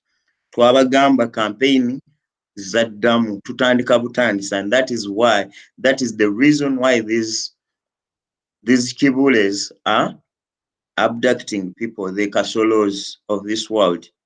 Kasolo Echotira is also abducting people. You should know that. So this is a very, very critical area. Mukono and the nearby areas go down up to Chotela, Mitukula. All those are base of any government that will come in power. And this also answers to the people who are saying, oh, Bobi Wine is working for White Sea. Oh, tukirabe ngate boy bakolagana n'abazungu to oppress. Because the guy is going back to the people, thank you, but we are demanding our victory. He's just setting records because he's now the only record breaker of his own records. He's the only leader I've seen in my time who meets the winners and the losers in his party. Other people bajabuzine bakozesa abantu ne bagenda. So is setting something new which we did not think of, that actually things are doable in the country. And that reminds us that whatever the time is going to happen, we have to claim for our victory. Abakyalimu akakunku nabajja tusangayo because ffe twasimbula. Ekyo balina kimanya. That's why even today, even court martial is being forced okusesema some of our comrades, and all of them will come back alive and stronger, because I know they are much stronger than we think. So fabakyali ebweru nga emibiri gyaffe si misibe, we must be much stronger than them, because this is a clear message that we are actually moving towards only one direction, is to claim for our rights, to claim for our freedoms. Our tactics, they are a bit safer and much safer than theirs. Kubanga bo bakozesa human shielding, ne batekayo abantu abalala ne babatta, and that is the only tactic they know. They don't know ours. Every time they get shocked, oh, yakoze kino, oh, yakoze kiri. This is what we told you people, that this time things are not business as usual. And things are not going to be the same. And Uganda is gonna be not the same. Never shall it happen again. We've seen the likes of Malcolm X, the likes of Martin Luther King Jr. They were using mouth. They used non-violent, but civil disobedience. That should be the next level. We are coming slowly because we do exist each and every step we go on to. Tetwagala kubuka madala tugambe nti wano tetwayitawo. Tuli ababeerako mu kyalo mwali makulumbu. Bw'oba ososola olumbu. 7 bwe kuba muddo olumbu. Olutemera ddala n'olumalayo yonna gye luli mu ttaka. Because it's a very dangerous grass, weed, actually. That should be the nice name to call it. Tujjamu olumbugu mpola mpola, and to you leaders, bw'oba olowooza abalondeddwa naddala abanuupu mwe betugamba, kuba mwe musobola okugambaako, mwe mutazze n'amaanyi ga mmundu, mwe mutazze n'amaanyi ga ssente, bano abalala babadde bagula abantu, and we know that. So go back, as your president, as your leader is organizing you, go back and organize people below you from LC1 to parish, because this is how we can uproot olumbugu olwamera mu nnimiro yaffe Uganda. Okay, webale. Baana mmwe abaleese fujjo ku comment zino ngenda kubajja ku we on serious matters here, and you commenting jokes. Tugenda kubeera tutya mu struggle efaanana bweti, you people.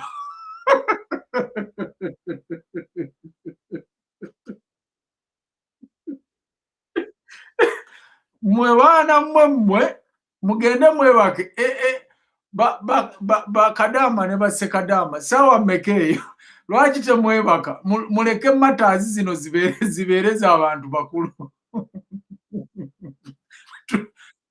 basindike wa mubigula Saala mumuli bubi Kimbugwe mumuli bubi Omuntu Wawansi mumuli bubi nabagamba ebintu bya laavu mubijje wano tusooke tumale struggle Omuntu Wawansi oba mufumbo oba si mufumbo it doesn't matter don't ask for your neighbor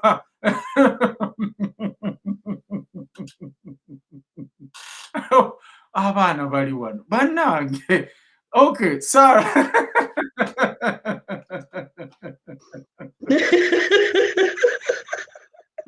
naye nange onziseeseko today naye waliwo agambe nti wanaye tuli serious nnyo kakati tetugenda kubeera serious nnyo because that's the truth mutuwadde enseko kati kale mubadde mutujjako lwa serious tubadde serious nnyo kati mukikoze era tusese mwebale nnyo kwanze comments zibadde zizita naye bannange abalangira ki bannange wabula ekituufu kiri nti kale if you don't laugh you will cry kale mbalesse kakati Sarah twogere ku balamuzi because tulinayo ensonga ya constituencies eya gerrymandering banaye yes mutaginga abakulembeze ba NUP mutaginge buli muntu gwe kikwatako tugenda bannyonnyola ekigendererwa kya President Museveni ekya gerrymandering lwaki atema mu constitution ezo bigendererwa ki mu constituencies lwaki amma Buganda constituencies enyingi n'azitwala ewaabwe etali bantu kuba ffenna tukimanyi nti western the most part of western nsiko that's why yewasinga okubeera national park kakati bano abakulembeze be balonda bakulembera bantu kinsolo oba nte oba tubagamba mutaginge genda kuba wano bagiwulire Sarah ekintu kya Bobby okumitinga nze neetegese dda nyamba engule yange nagyambadde dda engule eyo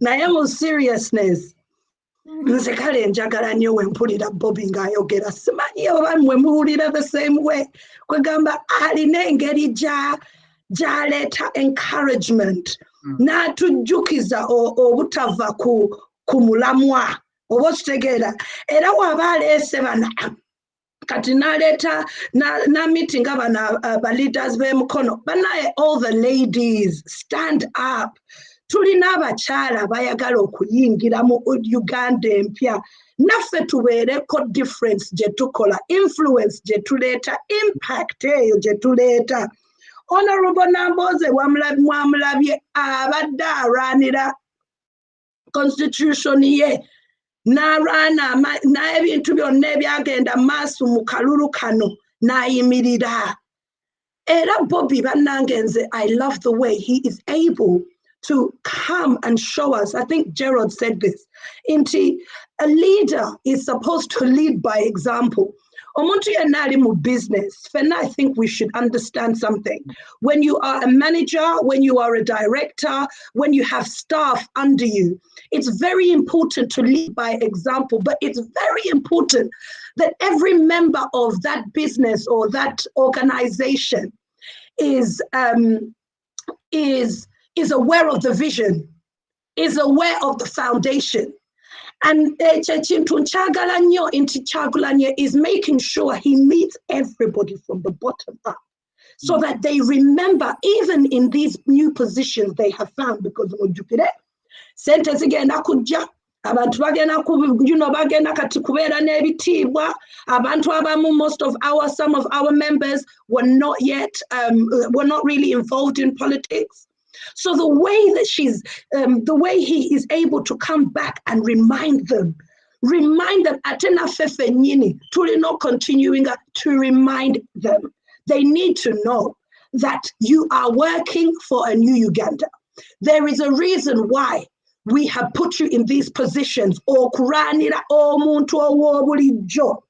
Ate nga bonna twabawa katiketi kano ke bakozesa eya NUP okubeera nga mwenna mulina okukolagana ne Kyagulanyi. Kati even though our president is not on his seat, it is important that he continues to remind them why they are there, why they are in the positions they are in, why they have to do the work they have done. And I was writing it here when I was listening to him. Nze kyakuteko kyenyinza okwagala abanayuganda ffenna tulina okuyimirira n'ekintu kino. We are a new generation. Tetuli besije, tetuli bamaama baffe, nze siri mutata wange, nze abamanyi mutawe. They did what they could. Thank you, Jesus. Twebaze nnyo byo byonna bye baatukolera. Naye the truth is they are not aggressive. And waliwo omwami kyagambye awo nti bannayuganda tulina okukitwala by force. Gw'olina okusalawo. Bannange tuli mu bush yaffe, eno ye bush. This is what they call the bush of 2021. And when Kyagulanyi is talking to those MPs, he is also talking to you and me. He needs to remind, every Ugandan needs to know. When most people who are probably watching are 40 or late mid-40s or under, no more than 50, most of you here, I'm sure. And all of you have grown up with this one president in most cases. Tulina amani, amagezi, intellect, influence, experience. Banange general government eno na yerekerawo this generation. We also have studied. We also have knowledgeable things. Guys, it's so important that you know who you are and then know that in this generation, so we are not going to go ahead with this corrupt government. Eyo twagiganye rejecting eranga Bobby nayagadde nnyo nga bw'abajukiza nfe tetuli mu generation yammwe eyo. Ezo strategies zammwe ze mwali mukozesa mu 7 tetugenda zikozesa. I understand until we have to fight, and every Uganda has to fight. But the truth of the matter is, Mujukina, we're not here. We are here to state facts. Do we have an army? Do we have guns? Do we have the resources that one needs to fight somebody like Museveni? Mujukire, our pumpings, the centers are zonna almost as muzi militaries. Okay, nayenga fed abana Uganda abobulijjo tebalina kyebalya from it. Okay, so come on, brothers and sisters. We need to remind ourselves, just like our Bobby said today, we cannot allow such diversions. Nezino diversions zatuleta era ne Bobby nachwogerako nti ayogerako tribalism. Museveni, you are the biggest tribalist in Africa right now. Stop trying to bring diversion. You know, he's trying to use what they call the divide and rule. Divide and rule to conquer the Ugandans. Ayagala bate kamufia. Alete tribalism abaganda abanyankole bano bebakola bwebati kambabulira Uganda for Uganda empia. We do not care what tribe you are. You are a Ugandan, and for God and your country. I've been telling people this in all my shows of the Spirit Social. Check your heart. And as our Bobby speaks and talks to us, check your heart. Check what is really inside of you. Because for me to stand here, for example, and tell you that I want to fight for my country, it doesn't mean I have to pick up a gun to come and threaten you. No, I'm not inciting violence. We're not inciting violence to stand here and speak up for our rights. Kyagulanyi is asking you, and he said it again today, every single one of us needs to be like him, assertive, knowledgeable, understanding the system in the way it works. And when we need to step back, and that's what we do. What next? And I tell you, what next? Tuchali kuchintu chimuku removing a dictator or no. Era ba MPs mwenna, ba councillors, ba LCs, mwenna positions is abali mu NUP. Say every common person, everyday common person is ready to fight with you, is ready to stand with you. Naye mulina okwebereramu nga Bobby bwatugambye, because we will expose them too. Tewali muntu agenda kuyingira Uganda empya nga teyeeterezezza. Balina okumanya obusente buno bwe bagenda okufuna. We are watching. We are all watching. We are all watching. Every Ugandan, it is your responsibility, not Bobby Wine's. It is your responsibility for the change, okay? It's not for one person, people, one person power, people, our power, nedda. It's people. So Bobby to lead, then us people, Ugandans, nane tuwekwatagana, abali diaspora, abali Uganda, abali China, abali Australia. This is our moment. The new generation, era kano kanka seyo. This struggle is not for everybody. The struggle is not for everyone. The revolution and the tenacity that we need and the strength we need is not for everyone. Omuntu nga Bobby Wine okujja n'amaanyi ge yajja nago tekyatwala muntu kujja yekka. They are waking up one night and just decided, I'm going to go for the president of Uganda. That's why when somebody like Catherine Ajana Kola article ngeyo to try and downplay, and that's what a lot of Ugandans are doing. They're trying to downplay our president. They're trying to disrespect Echimulese today. And that is not the case. Check out this lady on LinkedIn because she calls herself a businesswoman.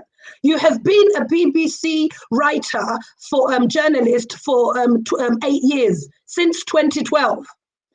Now let me tell you, you being a journalist and writing such articles is because she's getting a brown envelope at the end of it. Most of these abana bano abakolera Museveni bakikola kubanga embeera mbi Uganda, that's the truth. So some of these people are out there to just bring diversion to abantu kambabulira. Museveni is trying to show the international government nti ebya-election ife twabivuddeko dda era ffe tuwangudde era kati tugenda maaso era nga bwe mulaba bwakola all these different fake bugunji bwakola appearances. We're not interested, Museveni. We are still on one thing only, to remove you. And you're going to be removed because this generation does not play. The women of this generation, I want to wake you up. On UNN Network, we are waking you up. It is time. What we have a child already about Uganda, by Kalabatan, so Simanyi how strong that's going to be. Okay? But women, we've got to do what we've got to do. We've got to do what we've got to do. We need to be assertive. Being assertive and talking like someone now is Ogamba Esera, you're too much. Omukazi ayogera ne such power. Because enough is enough. Because twako embeereeyo ejo abantu okututeekako nti tetusobola kwogera. Speak up, Uganda. That's what we're here to do. Webali nnyo, webalire ddala Sarah. Sarah bw'atyo bw'awunzise emboozi yaffe eyo. Tugenda kudda n'emboozi eya abalamuzi abali mu musango gwa Bobby Wine.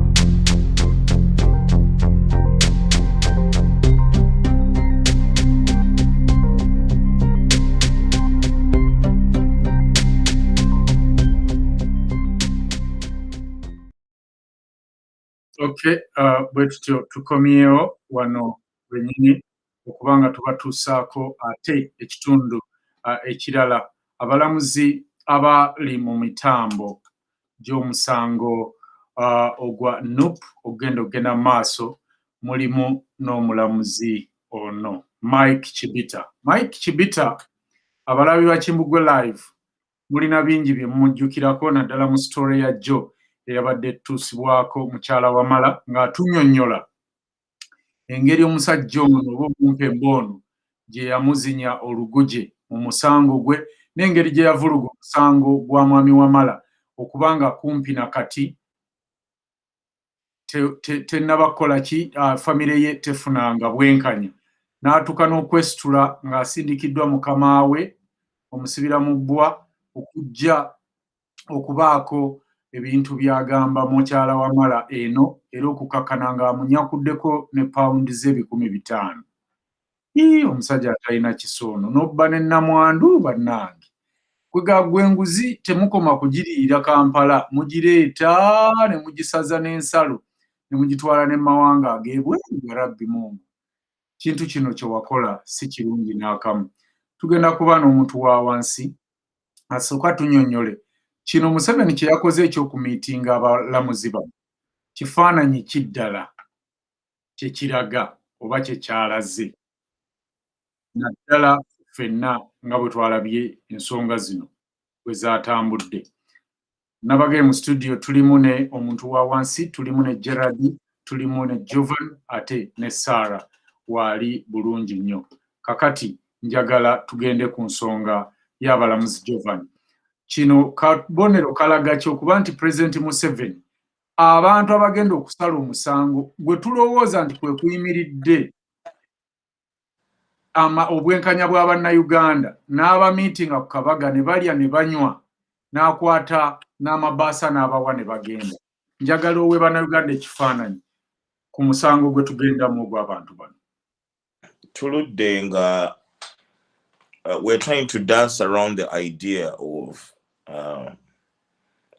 maybe bannayuganda just tukulidde ku firimu nga tulabye firimu z'abazungu so abantu balowooza nti no, sometimes everything happens like the way you see it in the movies. That's not the reality. Omuzungu agamba he who pays the piper calls the tune. Piper y'omuntu akuba akadingidi oba akadongo mustensen amwech ebitaano oba 10 yamusaba kayimba kyaka okukuba. Museveni bwe yajja mu bukulembeze waliwo constitution gye yasangayo yakolebwa babinaayisa n'abalala abaliwo before that n'agikyusa. If you look at the 1995 constitution carefully alina ebintu bye yagattamu nga biyamba ye n'abantu be. If you look at it carefully era bannayuganda batuuliza constitution kweri ku Google oteekamu Uganda constitution nosooka n'osoma Wikipedia ekulaga ddi the first constitution, when was it changed, ani yakyusibwa mwaka ki. Buli yajjanga ng'akyusawo kyayagala. Museveni yakyusa ya 1995 najja ng'azikyusa paka kukwatirwako ebbega tugikwatako all that stuff okukyusa term limits all abadde ng'abikola okusobola okwenyweza mu kintu kino kye yabba. Anyway, when he appointed these people, he always has like a pool of judges mwajja abantu bakozesa. In 2016 yalina Bat Katulebe nga Chief Justice. During the ruling nalinga mbeera ku kkubo eryo nendaba convoy eza Bat Katulebe nga ziva Rachitula nga ruling is going on. Mukama oyo yamukubidde n'amugamba jangu ompe report ogenda kwogera biki mugenda ssala mutya. Bajjaaji abagenda okubeera mu ruling ne batula mu mmotoka ne bagenda Rachitula. Tell me, ndabika nze ndika ekikyamu, what do we expect to happen in this ruling this time? Bagenda kujja boogera oluzungu olw'enkanigulo okopos kapas bannayuganda abasifu abantu abansi tetutegeera bintu ebyo bwe kiri ambalimbye ojja nagamba kopos kapas bo nga boogeragana bategeera bye boogera mwe muli amuga muko mu ngalo ekyaka kyagende kyamagezi. You don't understand what they are doing. Ne fragmento delicto nze byannema okutegeera sibitegeera. Kati challenge je tuyina nti no, we want to be tickled. We just want to be entertained. People think that politics, okubeeranga you're interested in the ruling or in the way your resources are managed or your government is run, is an accessory.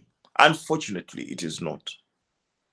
It is a #1 priority for anybody who has a brain to know ani anfuga atya, ebintu bikolebwa bitya, abaana bange basoma biki, be basoma bina abayamba. Eddagala lyetukozesa ddala ddungi tuufu oba abalikola abayindi oba abakyina oba abazungu bagezaako tutta mpola mpola. Ono omusajja yakeera enkya n'alonda bajjaaji be. Understand that. I want you to read that in the Constitution. He added that clause n'agamba nze nina okulonda abajjaaji aba courts ez'enjawulo bweziti. Tasobola teekayo bantu ne bamuwulingira bikyamu. Ate okumanya amanyiza kajanja. Osobola okukola meeting ne bajjaaji n'otateeka mu mawulire. Bana kwegana nabiraga osobola bakubira amasimu n'ogamba gwe nkusse no judging no ruling ebikyamu ebitansanyusa owedde. Naye n'akiteeka mu mawulire abalage nti mwe you will do nothing to me. Bana Uganda mumanye eri omuntu akumanyiira naye nga engeri gy'akumanyiramu ayongeddemu n'ekirungo, ayongeddemu harambe no bu spices obulala obuno obumyusa kugamba akulaga nti no, you will do nothing, you can do nothing. Unfortunately, we are not stupid either. So these judges mubanoonyerezeko muli abantu bitaana batulaba. Temukoma kujja ku live kuno to get entertained and to hear what you want to hear so you can get sleep. Abantu bali Rwenda lulamba sebu n'abali ku YouTube balaba. Okay. You do not come here to get tickled, to get jacked off psychologically. You come here to understand what is going on and to know what you need to do. No one is going to tell you what to do.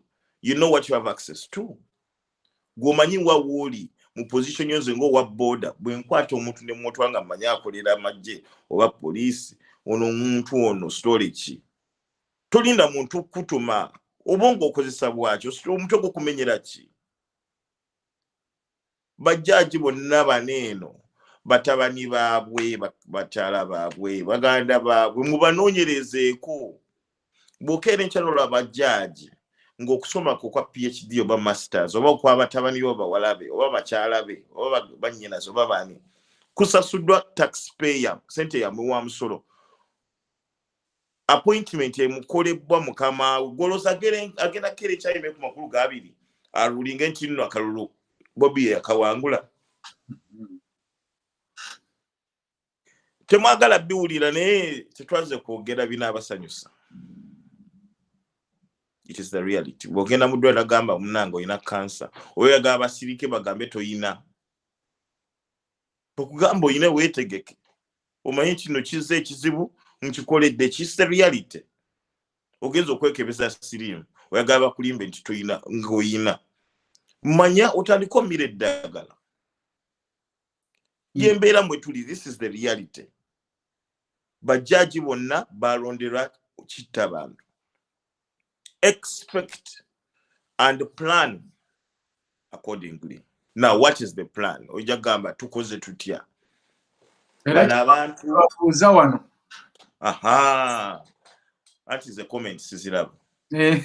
Tetugenda okukola baganda bange bannyinaze buli judge gwe bataddeyo mu munoonyerezeeko abeerawa yakulirawa kitaawa aliwa nnyina aliwa baganda be abaana be kasita olabanga abantu abo bayinako engeri gye beekuusa ne gavumenti eri mu buyinza kati manya agenda kukola bikyamu era yonna gye batambulira mu bateekeko akazito si mu bigambo byokka naye ne mu bikolwa.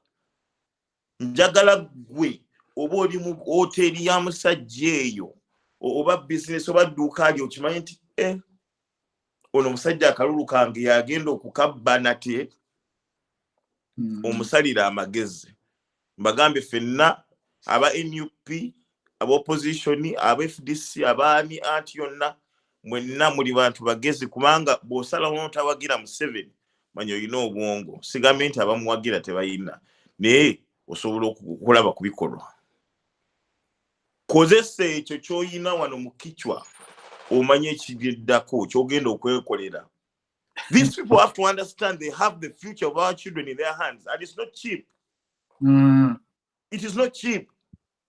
Our lives, our own lives are at stake and it's not cheap.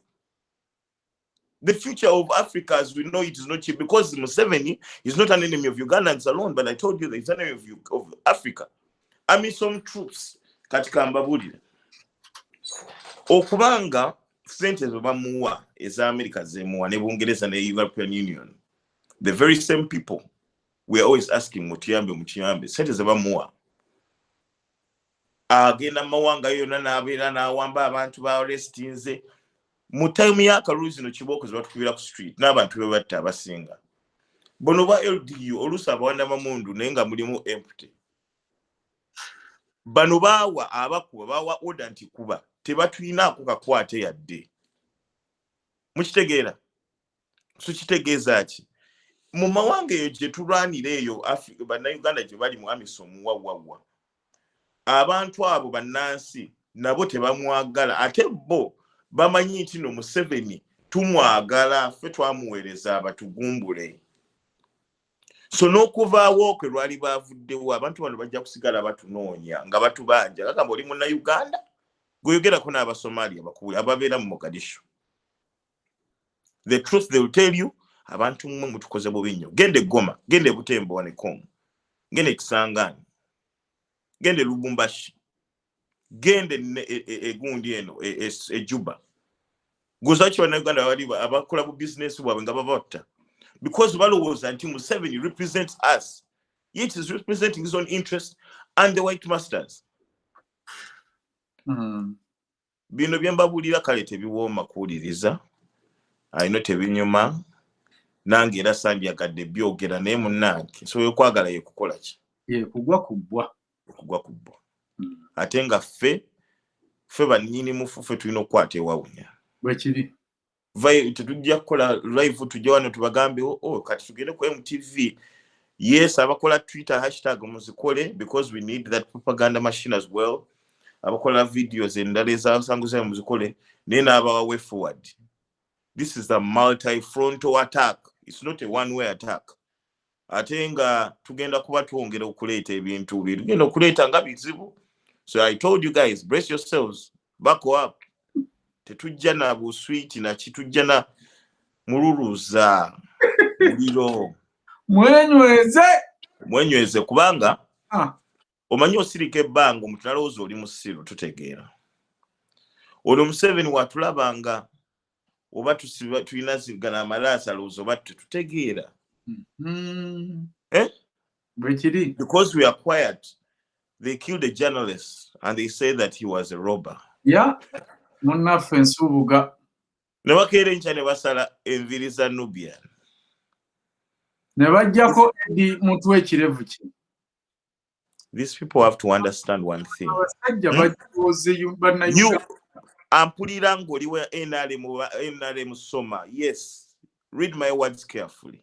You have breath in your body, so do I. I can die, but so can you. Ugandans die every day, even without a war. You understand? Tetugenda kufuna mamundu. Also, we will not tell you what we shall do, because we are not stupid. True. But deal with us carefully. We know you. We know where you are. We know where you go. If I die now, I have about 1 million more behind me. And we are not out here to kiss anybody's behind. We're here to make a statement. Uganda is not for a few people. It is for everyone who lives in it. And we even had no need for political parties because we all just want to have a good life. Everybody wants a good school, a good health system. everybody. It's not an NRM thing only. It's not an NUP thing only. It's for everyone who has a brain, who has common sense in their body. Okujja kukyeye tetwajja lwakwagala. Tetwajja. People tend to think, oh, bw'olinnyako ennyonyi n'otereera, my friend. Ennyonyi erinnyika. Notamanya kirwani nga nnyonyi kuba ku ttaka paka ng'egudde gy'egudde. Nnyonyi meka ezigudde. Babuuze Sarah Nabs sino yaakagwa ennaku 2 tebafulumana mu mayumba. We are not here. The moment we got on those planes, ne tuve Uganda, twalinga abeewaddeyo willingly nti kangende nfe. When the white men first came, they forced us out of our countries. They forced us out, put us on boats. Now we are willingly going, dying in the Mediterranean. Every day ships are capsizing. Some people bali nyenyonyi neyekweka mu kago adduka kibambuliro. Just because this guy, I don't know, Eli Tumine or whoever, they want to come and say, oh, Uganda, this, my friend, this Uganda you're trying to chew is difficult. It's going to choke you. We don't choke you. We don't choke you. Kiruma olina ajja n'agamba nti tetujja kukkiriza muntu yenna ajja wano kutabula mirembe. Naye bw'ombuuza nti emirembe egyo gy'abantu bameka, ogenda kukyesanga nga gijje n'abaana be maybe n'emikwano gye nga 3. Naye gye emirembe gye batuleegako. Bagenda ne bakola ensobi ne balowooza. Even if Malema yatugamba recently, n'agamba nti nno bwana abantu ne just tukola ssente tufuna ensi yonna ne tungaabola abayibo bwe bakola aba Biafra ne tubuna. Just waiting them out is enough strategy, because the moment they slip up, we move in and we don't take prisoners of war. What you've eaten, you've enjoyed. Now pay up in full. Ugandans, abana bali mbiyumba si basiru. Abana balina obwongo, abana bategeera. I know. Mwana n'akeera enkya nga ayagala future ennungi. Bamu promises nti no bw'osoma n'omala S4 oba S6 ojja kukola. Our own parents basoma up to S4, S6, and they got good jobs because they had to work with their brains and their hands. Somebody najja n'afiiringa a curriculum with garbage for 20 years, man. No fuluma. We have idiots who have master's degrees, who have PhDs acquired in Uganda. So omuntu okusoma ennyo tekigarantinga nti ategeera. When you see people coming on MBS or NTV bamwenda, don't think oh bategeera. No. Somebody can still be out there and be a very brilliant idiot. Speaking, throwing big words around, magnanimous words. Abantu bakubagandi bagambe nti oh yasoma dictionary mujjudde ku mutwe. Okumanya oluzungu kwe kuba omugezi.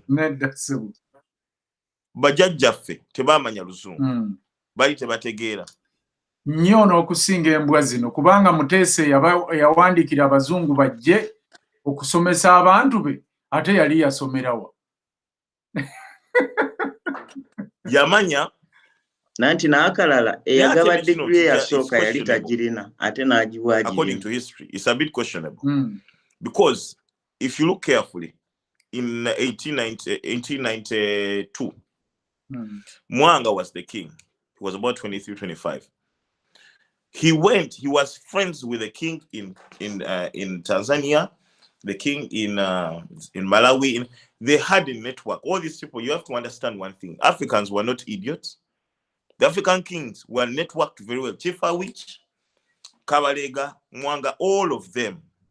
And they understood that, wherever white people go, bloodshed follows, turmoil follows, everything will go.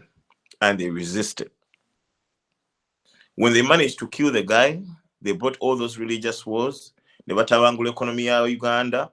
Amawanga amagali getolo down because it was kingdoms then. And kingdoms were working together. We really did not have to be in a country called Uganda. We didn't have to. Everyone was working well with each other. You just have to know history to know these things. They made Uganda a protectorate in 1894. They forced these other guys on us, their systems on us. They began taxing, colonial taxes. Ngaga mantino ine nimiro, ojemu amatooke 10 mukaaga gafaana gago. Bw'otoyagala tukutwala kulyato ogenda kusimba sukali Jamaica or mu America. What you know as the transatlantic slave trade. Abantu mulaba Jamaica mu America abaganda baffe. N'ekyo temujja kisoma mu bitabo byamu. I know Museveni afugadde emyaka 35. He has no intentions of educating you because part of the terms they tell you when they give you their money, bana abazungu bakugamba education curriculum eno gitwala tugiyitamu byetutagana ntubijjamu byetwagana tubigattamu. So everyone is educated to be divided. You find so many people nga beeyawulira mu mawanga, nze ndi musooli, nze ndi munyago, ndi muhima, oli muddugavu anakusosola tajja kukubuuza kabirayo. Omuzungu okukuba essasi ku street tagenda kukubuuza dini gy'osoma. Oli muddugavu, your very existence repulses them. The very existence y'abazungu ne bana abantu betubeeramu wano e China. Igwe okuzikiriraako kwe kubasitula. Kasita ogulumira n'onywera ng'omuddugavu. Togambye nga Muganda, togambye ng'Omugisu, ng'Omukyoli, naye ng'omuddugavu. Nogamba nti Africa yonna nsi emu. Bwe tunywera bwe tuti banaatubadde gold waffe oba oil. Banaatubadde ebyo. That's why Gaddafi is dead. The problem we are facing, Sudan was facing. Same, an old man Bashir, who is oblivious of the reality around him. The population is 80% young people. And now we are in the diaspora. Centers toward the NUP, it was not all collected by Ugandans.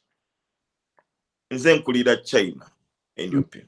Sente zembadde empeereza zituweereddwa aba Nigeria, aba Sudani, aba Jamaica, African American.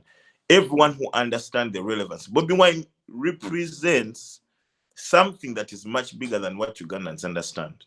True. Because Cameroonians are fighting Paul Biya. He's been there 38 years, coming to 40. They are hoping we manage to liberate Uganda because they want to copy our model and liberate Cameroon, liberate Amazonia. Biafrans who are in Nigeria fought a Biafra war. Canada. Do you guys know how much money Canada paid to make sure Nigeria is divided and it's looted? Do you understand the contracts that were signed? They can't. We're in a situation whereby we are fighting with smoke screens. So as you know, on Omusajja Museveni, I've been to be 52 years of natural money, I think. Over 52 years in actual governance of East Africa. Over natural money. Kubanga, yali akola mu president's office as a clerk. He was a clerkman in mu government ya Obote 1. Ngali mu State House in Akasero. Neba mukuzaawo nenga recommendation eva mu CIA. Eva mu Mossad ne gundi ne bana abangereza. Neba mukuza mangu ne bamuwa nafuka chairman military commission bamukuza mangu awo. Iranga abagamba what they want to hear nze kasita munteekayo njabba wache mwetaaga. Amin yali popular ne bamukozesa najja. Amin nga mugezi. Obote yasooka n'abalimba njabba kolera mujjewo Muteesa. N'atuuka n'amanya nti abantu badde baagala Muteesa. Badde baagala idea ya Muteesa y'okununula Africa yawamu. Muteesa was working with all the Pan-Africanists. True. Never mukuba Obote ne bamufuula enemy. If you own the media, you can determine anyone to be a good person or a bad person. Go allow. That's why you see BBC right now. He's trying to make sure Museveni looks like a good guy. Yet we all know. Actually, I like that they're doing that because sooner or later we needed to know that they are our enemies as well. Obote ne bamukuba. Tusiba tukiba. Bamukuba. Amini yazagame njabba wache mwagala. Listen, sooner or later, your true friends will show their colors. And your real enemies will also show their colors. And it's okay. The line has been drawn. I don't want to be around people who are not real. Only date guys or marry guys who are NUP opposition people. Don't waste time. Don't reply. Block any NRM person. And vice versa. So back kumulamwa. Obote, two akomao. Abadde nezi meeting never Kenneth Kaunda ali Zambia basaininze Arusha gundi eno yali Nairobi treaty actually that time Obote lamenting at that time because he believed these people. He believed these white people. The whole time they were signing that treaty in Nairobi, Museveni was in that treaty. He was also pushing his armies to close up Kampala. He has never been a real genuine guy. That when you saw Paul Muwanga saying all the words he was saying, people were not understanding. Obote too. Museveni yagendanga mu kiro yali mu government y'Obote. N'ayambala uniform y'amagye g'Obote. N'agenda mu parts ez'enjawulo ng'Eruweero n'atta abantu abakulu mu uniform ezo. Enkeera nagira muleeya n'agamba bannange be mwalabye batta baliwa. Babadde bambadde uniform z'abagye bantu babi nnyo mujje tubalwanyise. N'recruiting abaana abato ng'abagamba nti nno liye enemy. No, omwana omuto nga bw'obadde ogamba omwana omuto ku myaka egyo myaka 5 6 9 n'omuwa AK-47, that gun is at least 3-4 kilos depending on the size of magazine. Oshegera 5 kilos ogiwadde omwana agisitule. Of course their strength is not going to handle that thing for a long time unless you have to give them drugs as well. And all this advice comes from white people. Ngenda kuwa example. The whole time Museveni weyakolanga ejo waliwo guy bamuyitanga Ian Clark recently yali akulira New Vision ne Capital FM. Mwamuliako Ian Clark. What was the name? That guy, William Pike. William Pike. William Pike was a son of a colonial master who was sent to Uganda under the colonial government. He's the one who noticed, the old man noticed Museveni and linked him up to CIA, to Mossad and MI6. Nagamba, we will use this one. He's a good man. We shall use him for our interest. That is why the whole time, all the articles, all the videos, William Pike was behind that camera.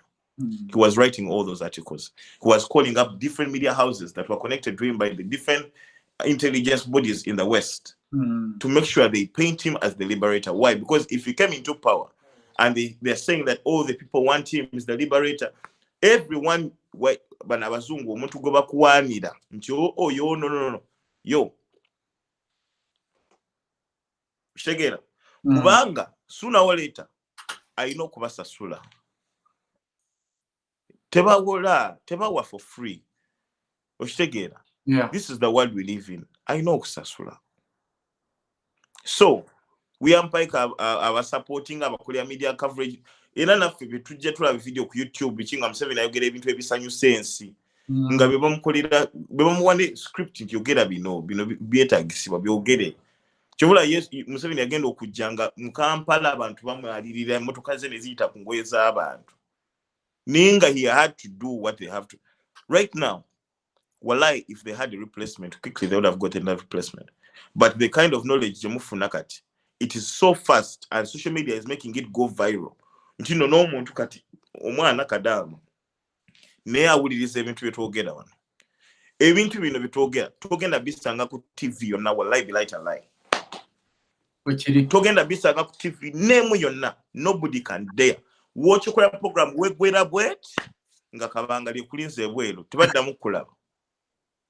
Era naffe okuwayo ntino we can come and say these things because to me I know I'm a moving corpse. Because the thing I say, Siri enemy wa Museveni yekka n'abazungu tebanjagala. I'm not going to sugarcoat things. A is B. I know who the enemy is, and I don't care if they want to come for me.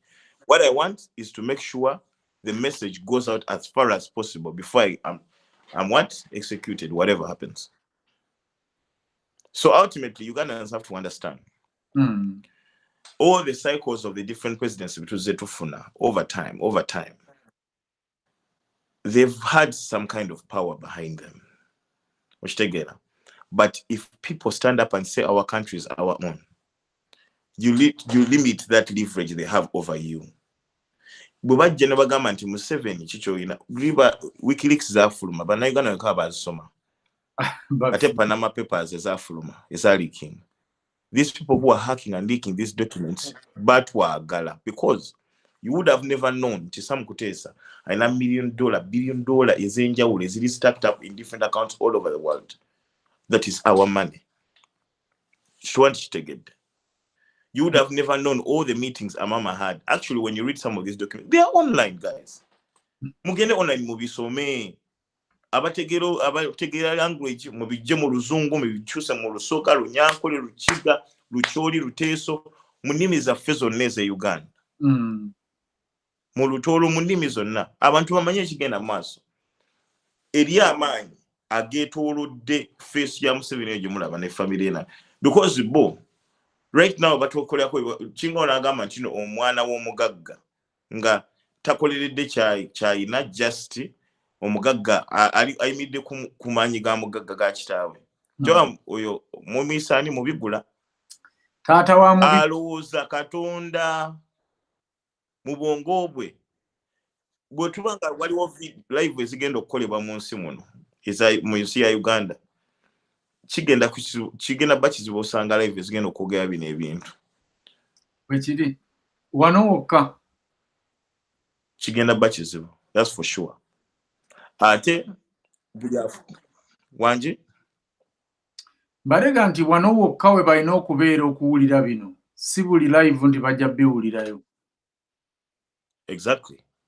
Ate obuvunaanyizibwa bwa abatulaba bambi si kukoma kulaba live na kunyumirwa bino ebintu, naye tegeera nabo boddayo okukola okunoonyerezaako okukwo ate bw'obeera ofunye information eno